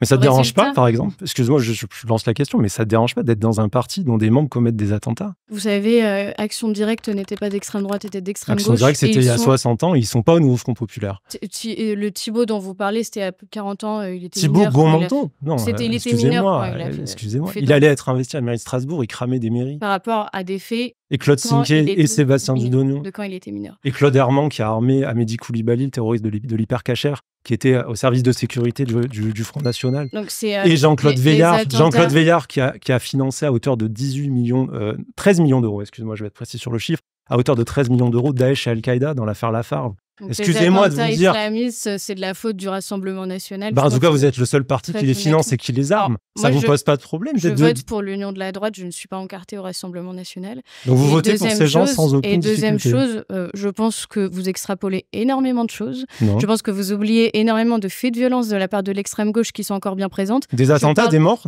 On va parler des violences conjugales et des violences sexistes et sexuelles au sein Vous de la répondez France. pas à la question, vous détournez Au la sein question. Attendez, répondez à au la mienne, sein de la France. je répondrai à la vôtre. Répondez à la mienne, je répondrai à la vôtre. Écoutez, Est-ce que vous pouvez répondre clairement? Est-ce que ça vous dérange, à un moment donné, de voter pour un parti où il y a des personnes qui commettent des attentats terroristes, qui sont investies par le parti, en la personne de Claude Sinquet, Sébastien Dudognon, Thibaut Gonmonto? On ils ont pourrait été parler de virés, Logan Ils ont Nissin. été virés. Ils ont été virés du parti. Vous pouvez pas traiter du RN actuel sans prendre en compte que la sociologie a complètement changé. La Vous ne sociologie pouvez du pas RN, donc traiter- le parti de Marine Le Pen, depuis 2011, dans lequel toutes ces personnes ont tenté de commettre des attentats, a totalement Ce changé. sont des Un gens qui ont parti où été on virés. retrouve par exemple Frédéric Chatillon aujourd'hui comme prestataire de campagne chez Jordan Bardella, alors que c'est un homme qui est accusé Donc, d'antisémitisme vous par vous les membres de engagez- son propre parti. Donc, vous vous engagez à mettre à disposition de Marine Le Pen une boîte de com qui veut bosser avec elle aujourd'hui? Parce qu'aujourd'hui, aucune boîte de com, par la diabolisation Donc elle du travaille Rassemblement avec national. quelqu'un qu'elle désignait comme son Avec ami, qui est une un autre antisémite. Elle travaille avec cette personne parce qu'il n'y a pas le choix et du coup vous trouvez ça normal. Vous êtes les premiers à taper sur eux justement parce qu'ils n'ont pas le choix que de travailler avec des boîtes qui acceptent de travailler avec eux. Donc, je vous le demande, est-ce que vous mettez demain à disposition de Marine Le Pen une boîte Moi de je suis com? désolé, j'ai pas de boîte de com sous Bah ma voilà. poche, excusez-moi, je suis pas un bourgeois Je pense parisien. que vous avez Par quelques contre, contacts. je pense clairement que ce n'est pas normal de travailler avec des personnes qui sont accusées Ils ont d'antisémitisme, été- qui sont d'anciens membres du GUD, le GUD qui s'illustre ont été- systématiquement dans des actes de violence. Votre on va argumentaire, avancer, il est vieux Alice. depuis 60 ans, il ne marche Mon S'il vous plaît. argumentaire, il est vieux depuis 60 S'il vous ans, plaît, mais tous les deux, on va avancer. il est Merci. vrai. L'extrême droite tue, elle n'arrête pas de tuer, elle s'illustre continuellement Voilà. de Allez, cette manière-là. s'il vous plaît, on avance parce qu'il ne nous reste plus beaucoup de temps. Je vous mets un carton jaune à tous les deux. On avance de la deuxième mi-temps. Alors, pourquoi, selon vous, aujourd'hui, on en arrive à cette situation, justement, de la dissolution de l'Assemblée nationale? Pourquoi on en arrive à autant de tensions? On peut le voir ici entre Mathieu et Alice, Non, par c'est exemple. que d'un côté, hein. Mais, Moi je vais jouer très bien les débats. Et Moi, ça va. qu'est-ce qu'on peut faire individuellement et J'ai des collectivement? faits. S'il vous plaît, vous avez déjà un carton jaune. Ils ont été virés. Qu'est-ce qu'on peut faire individuellement et collectivement pour que ça s'améliore? Candy, à toi, à ton échelle, qu'est-ce que tu fais pour essayer que... Bah, je pense qu'en fait, il y a du débat parce que les intérêts sont divergents. Ouais, divergents. D'un côté, il y a la force ouvrière, de l'autre, c'est un peu les patrons. Et forcément, un patron veut une baisse des charges, mais du coup, de l'autre côté, on veut une augmentation du salaire, ce qui est normal. Il y a personne qui est en mode, bah, je vais travailler pour gagner moins. Normalement, quand on taffe, on veut gagner plus, ce qui est normal. Mais du coup, en fait, ça fait que dans les deux camps, c'est conflictuel parce que bah, c'est des intérêts qui sont divergents, encore une fois, comme je l'ai dit. Donc, ce qu'on peut faire individuellement, je pense que c'est chercher à améliorer sa situation, puisqu'on est en France, pays des droits de l'homme. On n'a pas forcément tous accès aux mêmes chances, mais on a tous certaines ressources, le temps, comme par exemple, chercher, pourquoi pas, à s'informer. Aujourd'hui, avec les nouvelles technologies, en plus, on en parlait tout à l'heure, c'était assez intéressant. Donc, l'IA, développement du business en ligne, etc. On peut tous chercher, par exemple, à, comme moi, en tout cas, ça a été mon cas quand j'étais au McDonald's, chercher à lancer une autre activité, puisque j'étais en mode, je ne gagne pas assez. Donc, je voulais gagner plus. Donc, j'ai cherché tout simplement à me former, à développer mes compétences, lancer un business pour gagner plus et chercher en fait à m'extirper un peu de ce système métro boulot dodo. Donc, je pense qu'individuellement, c'est chercher à aller un peu vers tout ce qui est nouvelles technologies, monde en ligne, etc. pour avoir un complément de salaire à côté et qui permet, en général, pour la plupart, d'apporter beaucoup de valeur avec pas forcément autant de temps et d'efforts investis et donc de travailler moins et de gagner plus et de s'extirper un peu de ça. Et donc, je pense que si on s'en sort mieux individuellement, collectivement, on pourra être plus à avoir plus et du coup à redistribuer chacun. Donc, je pense que c'est avant de vouloir changer le monde ou tout le monde, faut d'abord, encore une fois, la métaphore de l'avion, c'est chercher à pouvoir s'en sortir soi-même et aider les autres. Puisqu'en fait, si tout le monde est en mode l'un contre l'autre, c'est compliqué. Donc voilà mon avis. Donc un développement personnel qui passe par l'entrepreneuriat, selon toi. Ouais, je pense qu'en fait, développement personnel, entrepreneuriat, c'est qu'en plus, si tu lances ton business, tu peux après engager des gens, donc aider et créer de l'emploi, donc aider des familles. Donc forcément, oui, le patron sera jamais autant payé qu'un salarié, c'est normal. Mais en fait, plus tu favorises l'innovation, la prise de risque, ça le développe l'économie. Par exemple, on en parlait en plus tout à l'heure, par Arnaud, première fortune mondiale, si les actions n'ont pas bougé, qui emploie, si je dis pas de bêtises, 4000 personnes en France. Si je dis pas de bêtises, faut que je regarde, ça se trouve c'est en Europe. Et en fait, oui... c'est 200 000 au total. Le groupe LVMH, c'est 200 000 personnes. Autant pour moi. En fait, oui, il gagne énormément d'argent. Oui, il vaut beaucoup d'argent, puisque du coup, c'est les actions, c'est pas des milliards qu'il a en compte en banque. Forcément, c'est lui qui a pris des risques, qui est parti voir les banques pour faire des prêts, etc. Donc, c'est normal qu'il gagne plus que les salariés. Et dans tous les cas, en fait, ce qui est marrant, c'est qu'en France, quand un entrepreneur entreprend ailleurs, on dit il veut pas penser à la France, il veut pas payer ses impôts, il s'évade fiscalement. Mais quand il reste en France, on dit il va exploiter ses salariés. Donc en fait, quoi qu'on fasse, je pense qu'on sera tous critiqués. Même nous ici, personnellement, on sait tous que peu importe ce qu'on fera dans notre vie, il y aura des gens qui vont nous critiquer quoi qu'on fasse ou qu'on fasse pas des choses. Donc en soi, on fait les choses, on s'en fout du regard des autres, on gagne de l'argent, on devient libre et après on aide nos familles, nos amis et voilà. Je pense que je vais m'arrêter sur ça. Arthur, toi, ça passe ton engagement, ça passe par l'humour notamment. Tu veux dire la vulgarisation, l'humour, ce que tu fais pour essayer de faire en sorte que, je sais pas, de parler un peu de ces sujets-là, d'informer. Tu veux dire sur la polarisation du débat, quelle était la question exactement? Oui, la question c'était comment on essaie. Je pense qu'on peut pas réconcilier les gens là-dessus. Je pense que la société française, de façon assez cyclique, peut être extrêmement polarisée. Enfin, je veux dire, il y a eu des périodes, l'affaire Dreyfus, ça a été, on était au bord du cataclysme. Je pense qu'il y a toujours. On est au moment de l'affaire Dreyfus ici. J'ai du mal à dire. J'ai pas la prétention de pouvoir avoir le recul historique nécessaire avec ma petite vie de 30 ans sur quelle période de notre histoire on saurait et avec quoi. Surtout que l'histoire ne se répète pas. Ça, c'est faux. À chaque fois, on adore faire des références historiques très faciles à plein de choses. C'est faux. Ça se répète pas. Ça change à chaque fois. Les conditions sont toujours nouvelles. Il y a des facteurs sociologiques et psychologiques qui marchent bien, mais ils expliquent pas tout.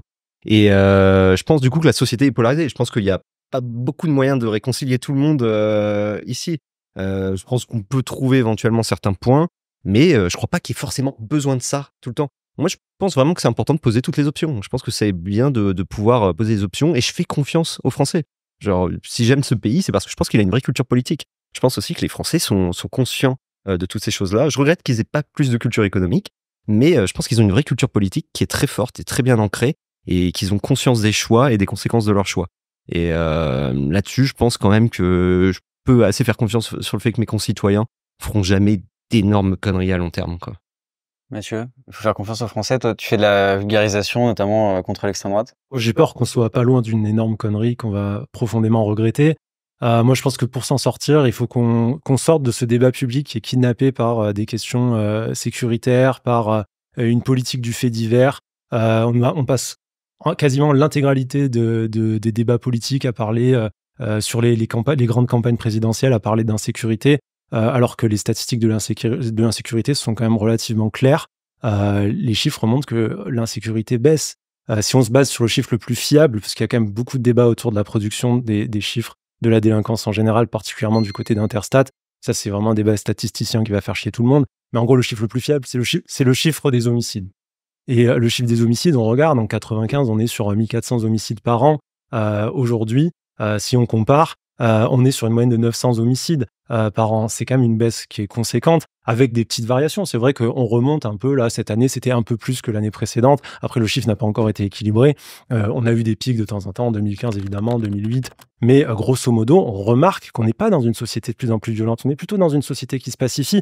Mais pourtant, dans la tête des gens, il y a un sentiment d'insécurité qui explose. Il y a l'impression qu'ils vivent dans un pays qui est brutal, qui est dans un pays où il y a de plus en plus d'agressions. Et ça vient aussi, je pense, d'un devoir médiatique de peut-être moins mettre en avant les faits divers. Le fait divers fait diversion. C'est une phrase de Pierre Bourdieu que je trouve assez juste. Et à un moment donné, ce n'est pas un fait qui est un vrai fait politique. Ça ne dit pas réellement quelque chose du pays. Les statistiques disent quelque chose de la sécurité d'un pays. Mais un fait divers extrapolé, mis en avant, tourné, récupéré par tous les vautours de la politique, ça, à mon sens, on ne peut pas construire des politiques publiques sur ça. Et on est prisonnier aujourd'hui de cette politique du chiffre sécuritaire, qui en plus est une politique qui cible clairement des populations qui sont désignées comme des groupes à risque, responsables de tout, les musulmans, les personnes étrangères, les personnes non blanches, et qui sont clairement pointées du doigt, on l'a vu depuis le début de ce débat, comme étant responsables du pire. Et ça fait qu'on se retrouve aujourd'hui à deux doigts de basculer dans un État raciste, un État qui va faire une séparation entre les individus selon leurs origines, leur couleur de peau, leur religion.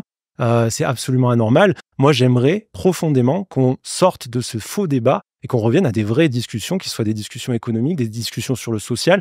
Il y a des désaccords entre la gauche et la droite sur beaucoup de choses, mais ce n'est pas en train de remettre en question le droit à la vie de personne. Et je pense que sur ça, il y a un vrai front républicain sur ces questions-là, mais pour ça, il faut s'extraire de ces débats sécuritaires. Et malheureusement, Macron, pour le moment, n'a pas fait ça. Il est reparti à jouer un jeu où il va un peu caresser l'extrême droite sur ces sujets. Et j'aimerais, moi, personnellement, qu'on sorte de ces débats qui, je le redis, ne sont pas prouvés par les chiffres, absolument pas. Moi, j'aimerais qu'on écoute les Français. On sait que aujourd'hui, l'insécurité, par exemple, c'est dans le top 3 des grandes préoccupations des Français. Et c'est pas un fantasme, hein, ça représente l'ensemble des Français en général. Vous parlez des homicides en disant qu'ils ont stagné, voire même baissé. Vous omettez de dire, évidemment, que les tentatives d'homicide ont augmenté de 80% en 5 ans. Voilà. Quel chiffre, de quoi on parle? Ministère de l'Intérieur, je vous renvoie vers les chiffres officiels, puisque vous avez aussi vos chiffres. C'est pas la même comptabilisation. Aujourd'hui, heureusement encore que les homicides stagnent, puisqu'on vieillit plus, parce qu'il y a une baisse de l'alcoolémie, parce qu'il y a tout un tas aussi d'éléments qui expliquent que les homicides ne sont plus tout à fait là. On soigne mieux les gens aussi, par exemple. C'est faux. Cet argument est totalement faux. On a parlé de la destruction de notre système de santé. On sauve plus facilement les gens. Comment ça fonctionne? On sauve plus facilement les gens. On les sauve plus facilement de quoi? Donc, voilà. De quoi? Des coups de couteau, des coups sur la tête, des flingues. Il y a une révolution médicale dans tous ces domaines dans leur ensemble. C'est un argument de Laurent Oberton, qui est un écrivain d'extrême droite, qui n'est basé sur rien, qui est totalement faux. Et on est dans un pays où le système de santé a été profondément détruit. Donc, à mon avis, c'est pas la santé qui fait que le chiffre des homicides a baissé de 600. Vous êtes monothématique depuis tout à l'heure à attaquer l'extrême droite, mais vous êtes incapable d'apporter un vrai chiffre depuis tout à l'heure. J'arrête pas d'en donner. Non, je vous en ai donné sur les homicides, je viens de citer des chiffres. Vous avez dit, c'est la préoccupation des Français. Vous apportez de l'eau à mon moulin. Je vous dis, c'est un sentiment d'insécurité, effectivement. Arrêtez de couper la parole, s'il vous plaît. Vous êtes incapable d'expliquer qu'à côté, il y a une explosion des violences depuis 5 ans là aussi, volontaire. Hein, on parle pas d'un mec qui se fait mal tout seul. J'ai dit qu'il y avait un problème sur le comptage statistique d'Interstat. Si vous voulez, je vous l'explique. Il n'y a aucun souci sur la question. Je te mets un deuxième carton jaune, désolé, mais tu pourras t'exprimer après. Je te mets un deuxième carton jaune. C'est les chiffres de la police. Je sais que vous considérez qu'elle est raciste, mais c'est les chiffres quand même. Donc si les gens... Non, je sais comment ils sont faits. Je sais comment les chiffres sont faits. Ne me faites pas dire des choses que je n'ai pas dit. Je sais comment les chiffres de l'insécurité sont produits. On voit où est l'agressivité ici. Et de toute façon, faut croire aussi, faut faire confiance aux Français. Visiblement, vous ne les écoutez pas beaucoup et on verra bien au résultat aussi ce que ça donne. Et si l'extrême droite, si méchante soit-elle, va passer. Moi, aujourd'hui, je rappelle aussi que au niveau de l'union de la gauche, on est des gens qui ont totalement oublié presque de condamner ce qui s'est passé le 7 octobre. On a des gens qui sont incapables de condamner un certain nombre de violences faites aux femmes et qui sélectionnent toujours les violences faites aux femmes en fonction du profil de l'agresseur plutôt que de penser aux femmes en règle générale. Voilà, on a des gens qui sont incapables de rester calmes face à un certain nombre d'arguments. On a des gens qui menacent de viol. On a des fichiers S on en a même plusieurs. On a Carlos Bilongo qui s'affiche avec le président du CCIF. Donc voilà, derrière une façade pleine de tolérance, voilà, c'est ça aussi l'extrême gauche. Et je pense qu'il faut que les gens le sachent aussi. Je pense que les gens le savent. Je pense que le Rassemblement national et la droite qui se ramène à lui a fait des scores sans précédent parce qu'il y a une réalité du terrain que beaucoup d'anthropologues ne voient pas ou plus. Et je pense qu'il faut revenir aussi à quelque chose de très concret. Et je pense qu'on y arrive assez vite. Mathieu, tu peux répondre si tu veux. Non, je veux juste te dire que il y a eu tellement d'accusations en si peu de temps. On a parlé Je du 7 peux pas répondre à tout. attaques Je vais peut-être sur répondre sur le 7 octobre. Ça va prendre déjà assez de temps.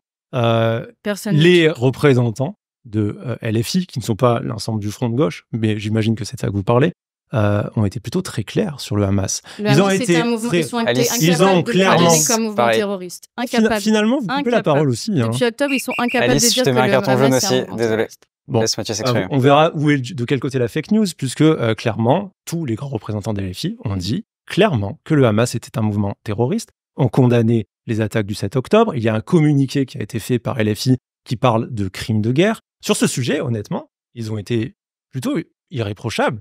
Le problème principal, je pense que ce qui leur a été le plus reproché, ça a été d'avoir critiqué le gouvernement de Benjamin Netanyahou. Et sur ça, on leur a fait un anathème d'antisémitisme en disant « Regardez, ces gens sont des antisémites parce qu'ils condamnent Benjamin Netanyahou », ce qui est, à mon sens, un non-sens. Benjamin Netanyahou n'est pas le premier ministre de tous les juifs du monde, il est le premier ministre d'Israël et il est a fortiori le représentant du Likoud.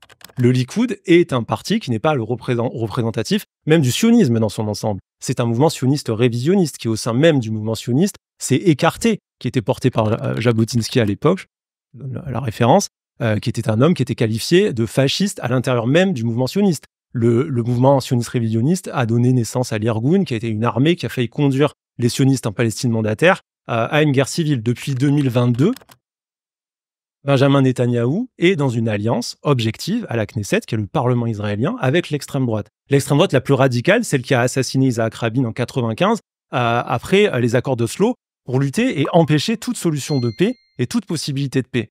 Donc ce qui a été condamné, ça a été les exactions du gouvernement de Benjamin Netanyahou, des exactions militaires qui peuvent être aussi, elles aussi, qualifiées de crimes de guerre.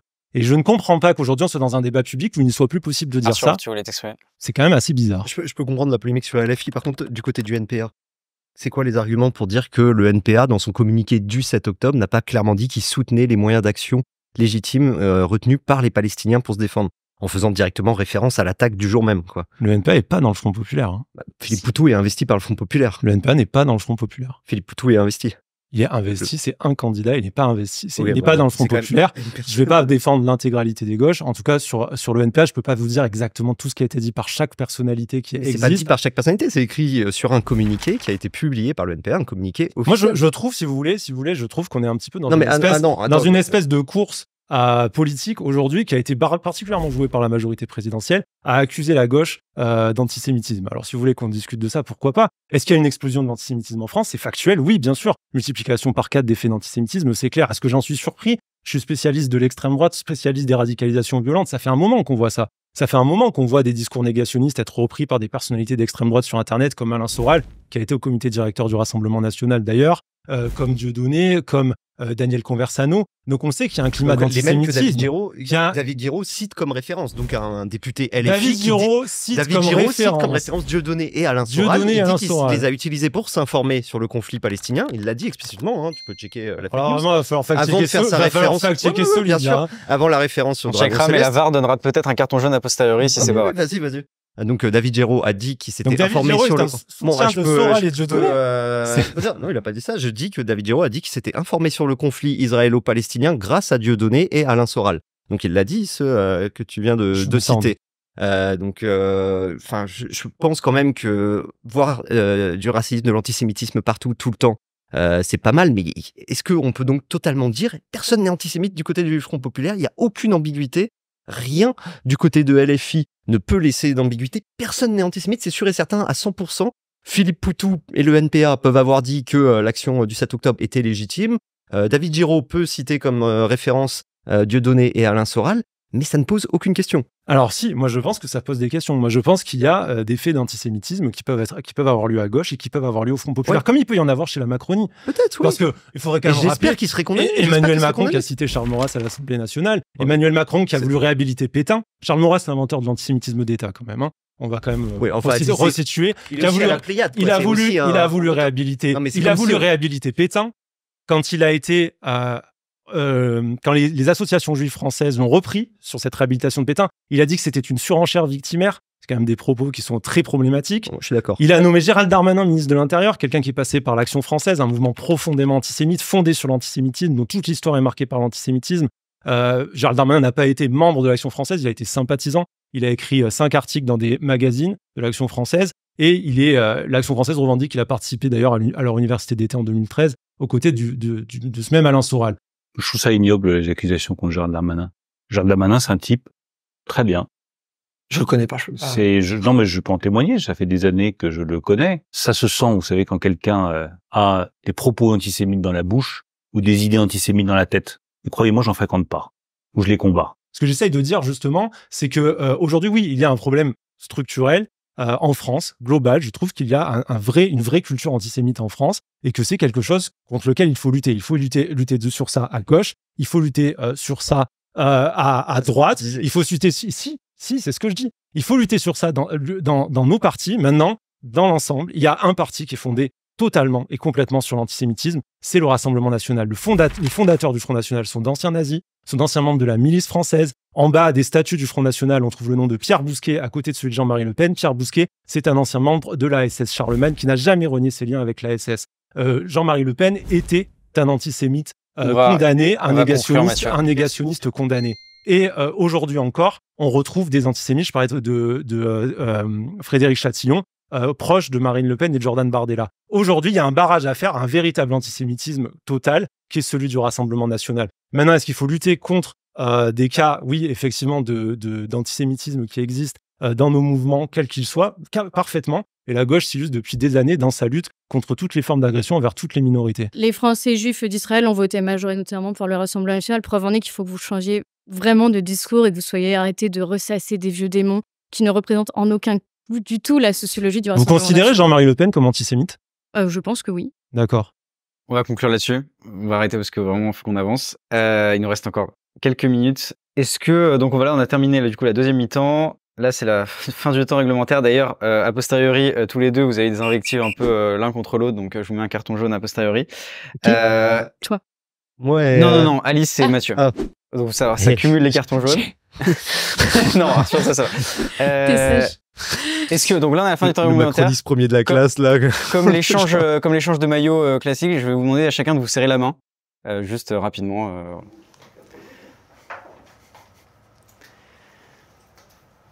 J'hésite un peu quand même. Il y a 3 séquences que j'aimerais vous montrer. Alors très rapidement, juste un mot par rapport à ce que vous verrez.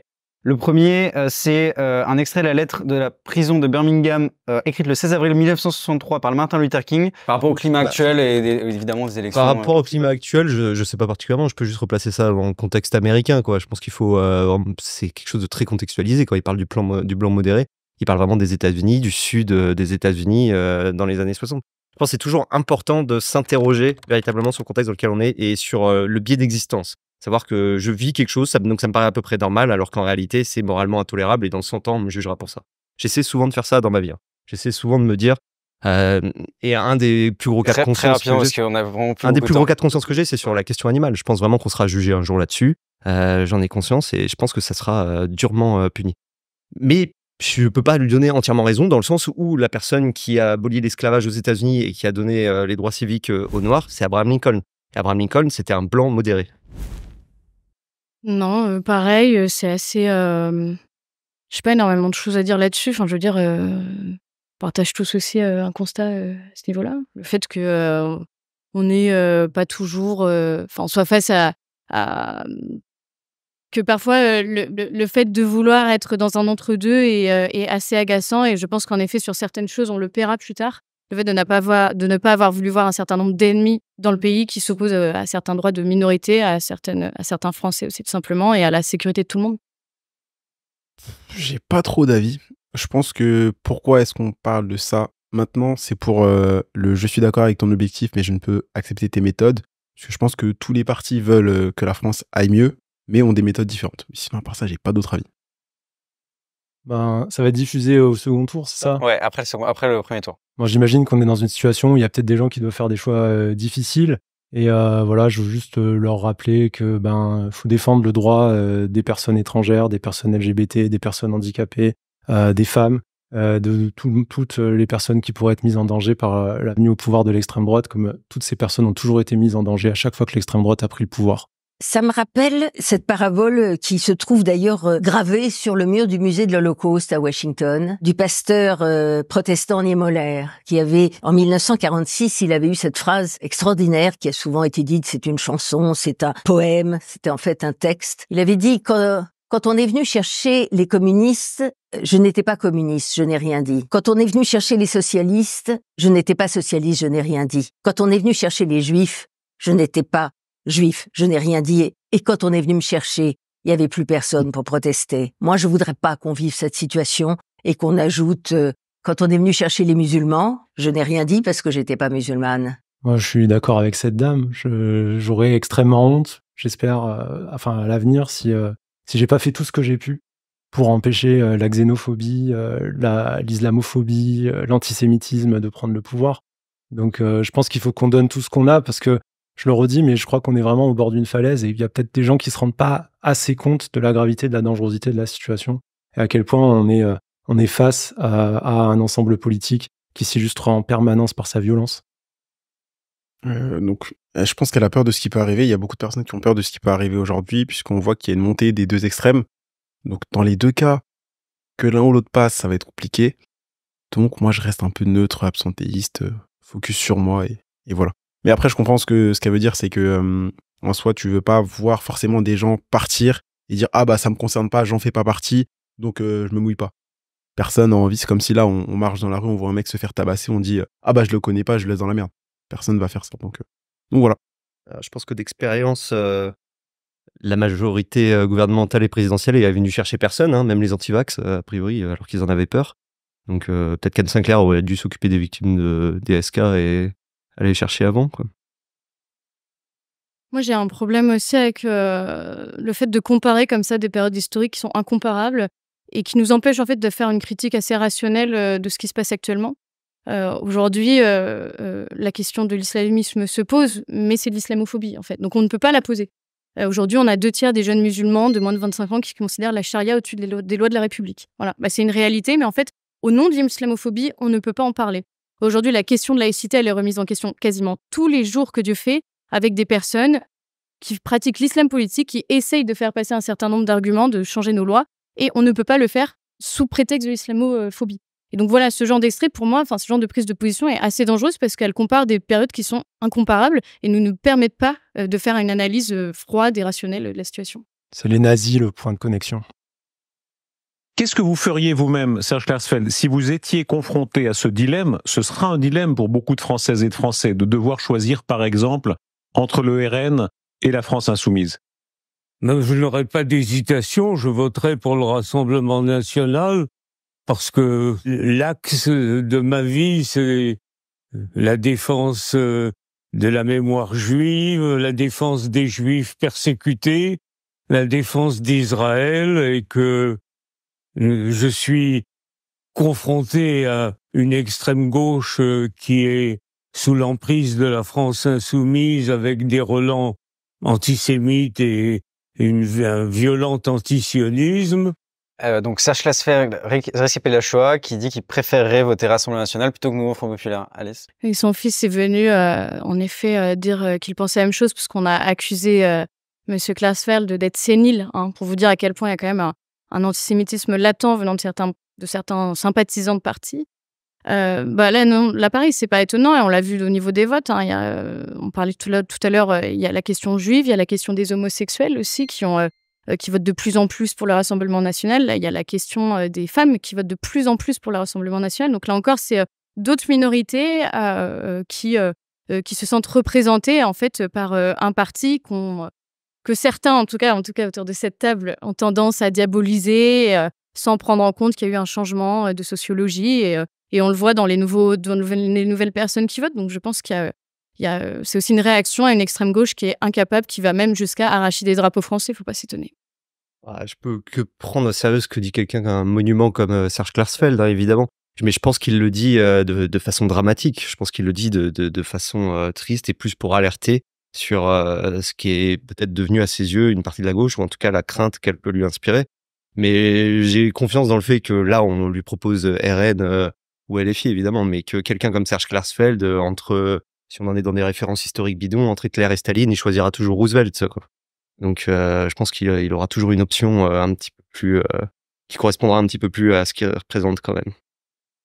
J'ai pas trop d'avis dessus, et je pense que si c'est un rescapé de la Shoah, il a dû vivre des choses qu'aucun d'entre nous tous ici derrière la caméra ou devant ont subi. Donc je pense qu'il est un peu plus renseigné que nous sur le traitement de son ethnie, enfin de sa, je sais pas si on peut dire juif, communauté, voilà, merci beaucoup, communauté, que nous. Donc si lui dit à choisir entre ça et ça, je préférerais ça, je pense qu'il a plus déjà d'expérience et de crédibilité que nous pour débattre sur son choix. C'est comme si on critiquait le choix d'une personne.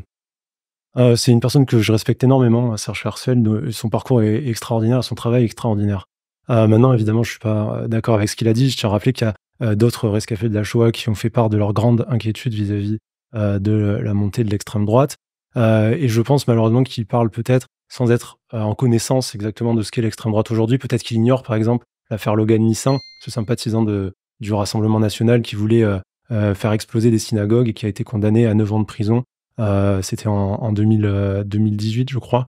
Et peut-être que s'il a été plus au fait de ce genre de cas, de cette réalité de la violence antisémite à l'extrême droite, eh bien, il n'aurait pas tenu ces propos-là. Ok, super, merci. Pour terminer, très rapidement, je vous ai demandé à chacun de préparer une question pour l'un d'entre vous.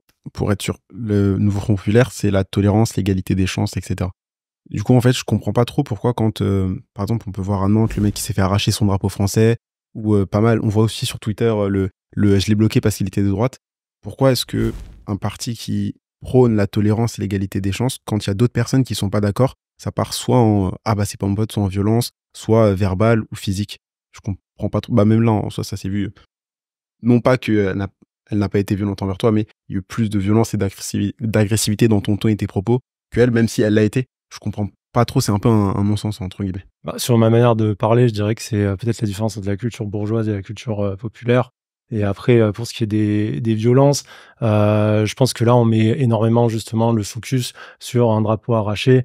En fait, la réaction, si elle est assez forte par rapport à l'extrême droite et au mouvement nationaliste, c'est parce que ce sont des mouvements qui tuent. Et du coup, en fait, il y a un peu ce paradoxe de la tolérance, le paradoxe de Karl Popper, qui dit à un moment donné, est-ce que si on tolère tous les discours, et notamment le discours de l'intolérance, est-ce qu'on finit pas par en arriver finalement à la mort de l'intolérance?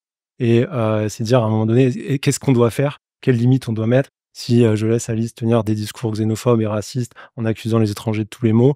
En fait, à un moment donné, on va en arriver à un moment donné où il y a des personnes qui vont en payer le prix. Et c'est pour ça que, oui, peut-être que je peux être passionné dans mes propos, mais c'est parce que moi, j'ai peur pour les gens. J'ai tout simplement peur de ce qui peut arriver, parce que la violence de l'extrême droite, je l'ai vu, j'ai enquêté dans ces milieux pendant 4 ans, j'ai vu leurs armes, j'ai vu ces groupes être racistes, basculer de plus en plus dans une idéologie de la guerre civile. J'ai pas du tout envie de voir ces gens-là passer à l'acte demain si l'extrême droite veut prendre le pouvoir. Mathieu, une question pour quelqu'un? Une question toute simple, mais justement pour toi, est-ce que si demain, vraiment, au second tour, tu vois que l'extrême droite va peut-être gagner, tu vas vraiment pas aller voter du tout? Pas du tout. En fait, gauche, droite, rien à faire. Ok. Vraiment pas du tout. Parce qu'en soi, je me dis... Ça te fait pas peur? Non. Non. En vrai, là, si je vais voir, genre, même les gens qui vont voir cette vidéo, je pense que je vais plus me faire critiquer par les gens de gauche pour avoir dit que je suis pas forcément d'accord avec eux, que par les gens de droite pour avoir dit je suis pas forcément d'accord avec eux. J'ai essayé d'être assez neutre et accorder les bons points quand je voyais un truc, ah bah eux ils ont raison, etc. Donc en soi, moi j'ai plus, parce que du coup tout à l'heure j'ai pas pu répondre à la question, mais en soi, pour moi le parti qui offre le plus de garanties en tant qu'entrepreneur, je dirais que c'est la droite, puisque bah il y a plus de moins de charges, etc. Et là où je me sens un peu moins en sécurité, c'est si genre tu te balades dans la rue, genre drapeau français, je pense que tu te fais un peu attraper comme ça. Donc, ouais, en soi, pour répondre à la question, parce que là, j'ai beaucoup débordé, gauche-droite, non, je pense pas que je voterai. Je pense pas que je voterai. Je ferai toujours barrage à l'extrême droite, donc je voterai pour Macron. Est-ce que aujourd'hui, à l'heure actuelle... À qui? À toi. Est-ce que tu penses que aujourd'hui, le Rassemblement national, avec la nouvelle sociologie, avec une écrasante majorité de juifs qui votent pour eux, avec des femmes qui votent plus pour eux, avec Mayotte qui est un département voilà, des dom-tom qui a voté majoritairement Rassemblement national à cause de la crise migratoire. Est-ce que tu penses aujourd'hui que c'est encore un mouvement raciste? Je pense pas que c'est raciste. En fait, on dit beaucoup que la droite et surtout l'extrême droite, c'est raciste par rapport à ce qui s'est passé avant. Mais en soi, c'est comme si on dit t'es égoïste parce que tu penses à ta famille avant la famille des autres. Du coup, je pense pas vraiment que c'est raciste. C'est juste, comme on en parlait tout à l'heure, des ressources, etc. Tu privilégies plus ceux du pays dont tu viens et les ressources du pays aux personnes qui viennent de ce pays que les donner aux autres. Donc, je pense pas que c'est raciste. Je pense que c'est plus, on dit, un peu, c'est de bonne guerre comme ceux de droite quand ils vont dire, ah, vous êtes des communistes, ou ceux de gauche, ils vont dire, ah, vous êtes des fachos ou des racistes. Mais en vrai, je pense pas que ça soit raciste. Je suis pas blanc, donc je pense que je peux parler de ça. Justement, c'est la question, c'est toi, en tant que personne non blanche, tu te sens pas particulièrement plus discriminé par ce parti ou c'est pas quelque chose qui te fait peur? Dans le cas de figure du second tour, l'union des droites n'est pas au second tour et que tu as la possibilité entre le nouveau Front populaire et Renaissance, pour qui se reportera ta voix? Renaissance, vraiment pour faire barrage, pas du tout par conviction. Je vais plutôt te poser une question, Alice, parce que je pense que c'est le RN qui a le plus de chances de gagner les élections tout de même, quoi, si on en fait confiance au sondage. Est-ce que tu penses vraiment que si on faisait totalement abstraction de la question de l'immigration, et que du jour au lendemain, l'immigration disparaissait pas, les gens qui meurent, mais juste l'immigration disparaît, est-ce que tu penses que tout le reste de la politique proposée par le RN ferait plus de bien au pays que ce qu'on a eu jusque-là sous Macron? Très rapidement la réponse. En termes d'économie, du coup, plutôt? Globalement, sur les autres aspects, oui, sur les institutions, l'économie. Je pense qu'ils ont quand même des propositions à ce niveau-là qui sont intéressantes sur la revue des charges, voilà. Et je suis vraiment pas sûre que ce soit pire que le bilan actuel d'Emmanuel Macron. Il y a un endettement qui est quand même fou, d'un service public qui est dramatique, où on a des manifestations sociales quand même tous les 6 mois à chaque réforme. Et non, je ne pense pas. Il y a un mépris de classe ressenti, en tout cas par la société. Les Gilets jaunes, c'était sous Macron. Qui fait qu'il y a quand même un écart qui rend quasi impossible la possibilité du peuple de se reconnaître dans Emmanuel Macron. Donc je pense qu'en tout cas, ils ne feront pas pire. Je pense aussi que l'arrivée de personnes telles que Éric Ciotti ou ce genre de personnalités qui sont potentiellement éligibles à des postes de ministres permettront aussi d'apporter une expertise que le Rassemblement national n'a pas forcément, notamment sur les questions économiques. Donc non, moi très honnêtement, je suis très sereine par rapport à leur arrivée. Et il y a évidemment d'autres réformes qui ne sont pas que sur la question migratoire qu'ils proposent et qui vont aussi, à mon sens, je pense pareil à la question du transactivisme qui cherche à invisibiliser les femmes. Ça, c'est quelque chose sur lequel ils s'opposent aussi. Donc voilà. En tant que féministe, en tout cas, moi, c'est pas. Je pense qu'on aurait tout à gagner à les élire. Si jamais, dans le cas de figure du second tour, il n'y a pas la majorité présidentielle, mais il y a RN ou Union des droites, LR, RN, versus Nouveau Front populaire, pour qui tu voteras? L'entité du Front populaire qui serait présente, je pense. Je regarderai déjà les individualités, parce que je pense que tout le monde se vaut pas. Et ensuite, si c'est du PS, LV, je peux très facilement voter pour. Si c'est LFI, c'est beaucoup plus compliqué, mais il y a des figures chez LFI pour lesquelles je pourrais éventuellement voter. Du coup, est-ce que vous avez changé d'avis ou pas du tout? C'était ça? Non, pas du tout. Toi, tu vas toujours t'abstenir? Je continue de rester dans mon coin, gagner de l'argent, aider ma famille. Arthur, toi, non, pas du tout, t'as pas changé? Non, je pense que les autres sont déjà posés là depuis longtemps. Non, c'est glisse. Non, pas du tout. Et vous saviez un peu ce que chacun avait en tête ou pas ouais. Les arguments, etc. Vous aviez ça déjà? Les arguments, ouais, parce que on était déjà assez ok, quoi. On savait. Vous pensez que ça aidera un peu les gens à comprendre un peu Je pense que c'est limite les tiens, quoi. C'est intéressant d'avoir cette vision pratiquement libertarienne sur certains plans, mais c'est pas une insulte, je trouve. C'est une option possible. Aux États-Unis, il y a des très grands penseurs libertariens, je pense, et qui ont un combat moral extrêmement fort. Il y a un moment qui vous a le plus choqué ou interloqué pendant l'émission ou pas? Aucun. C'était un débat normal entre partis opposés. Non, je pense pas. À l'habitude. Non, des propos, moi j'attribue de la xénophobie au racisme, j'aime pas entendre, mais choqué, non, je les connais. Je peux tout entendre, je peux pas.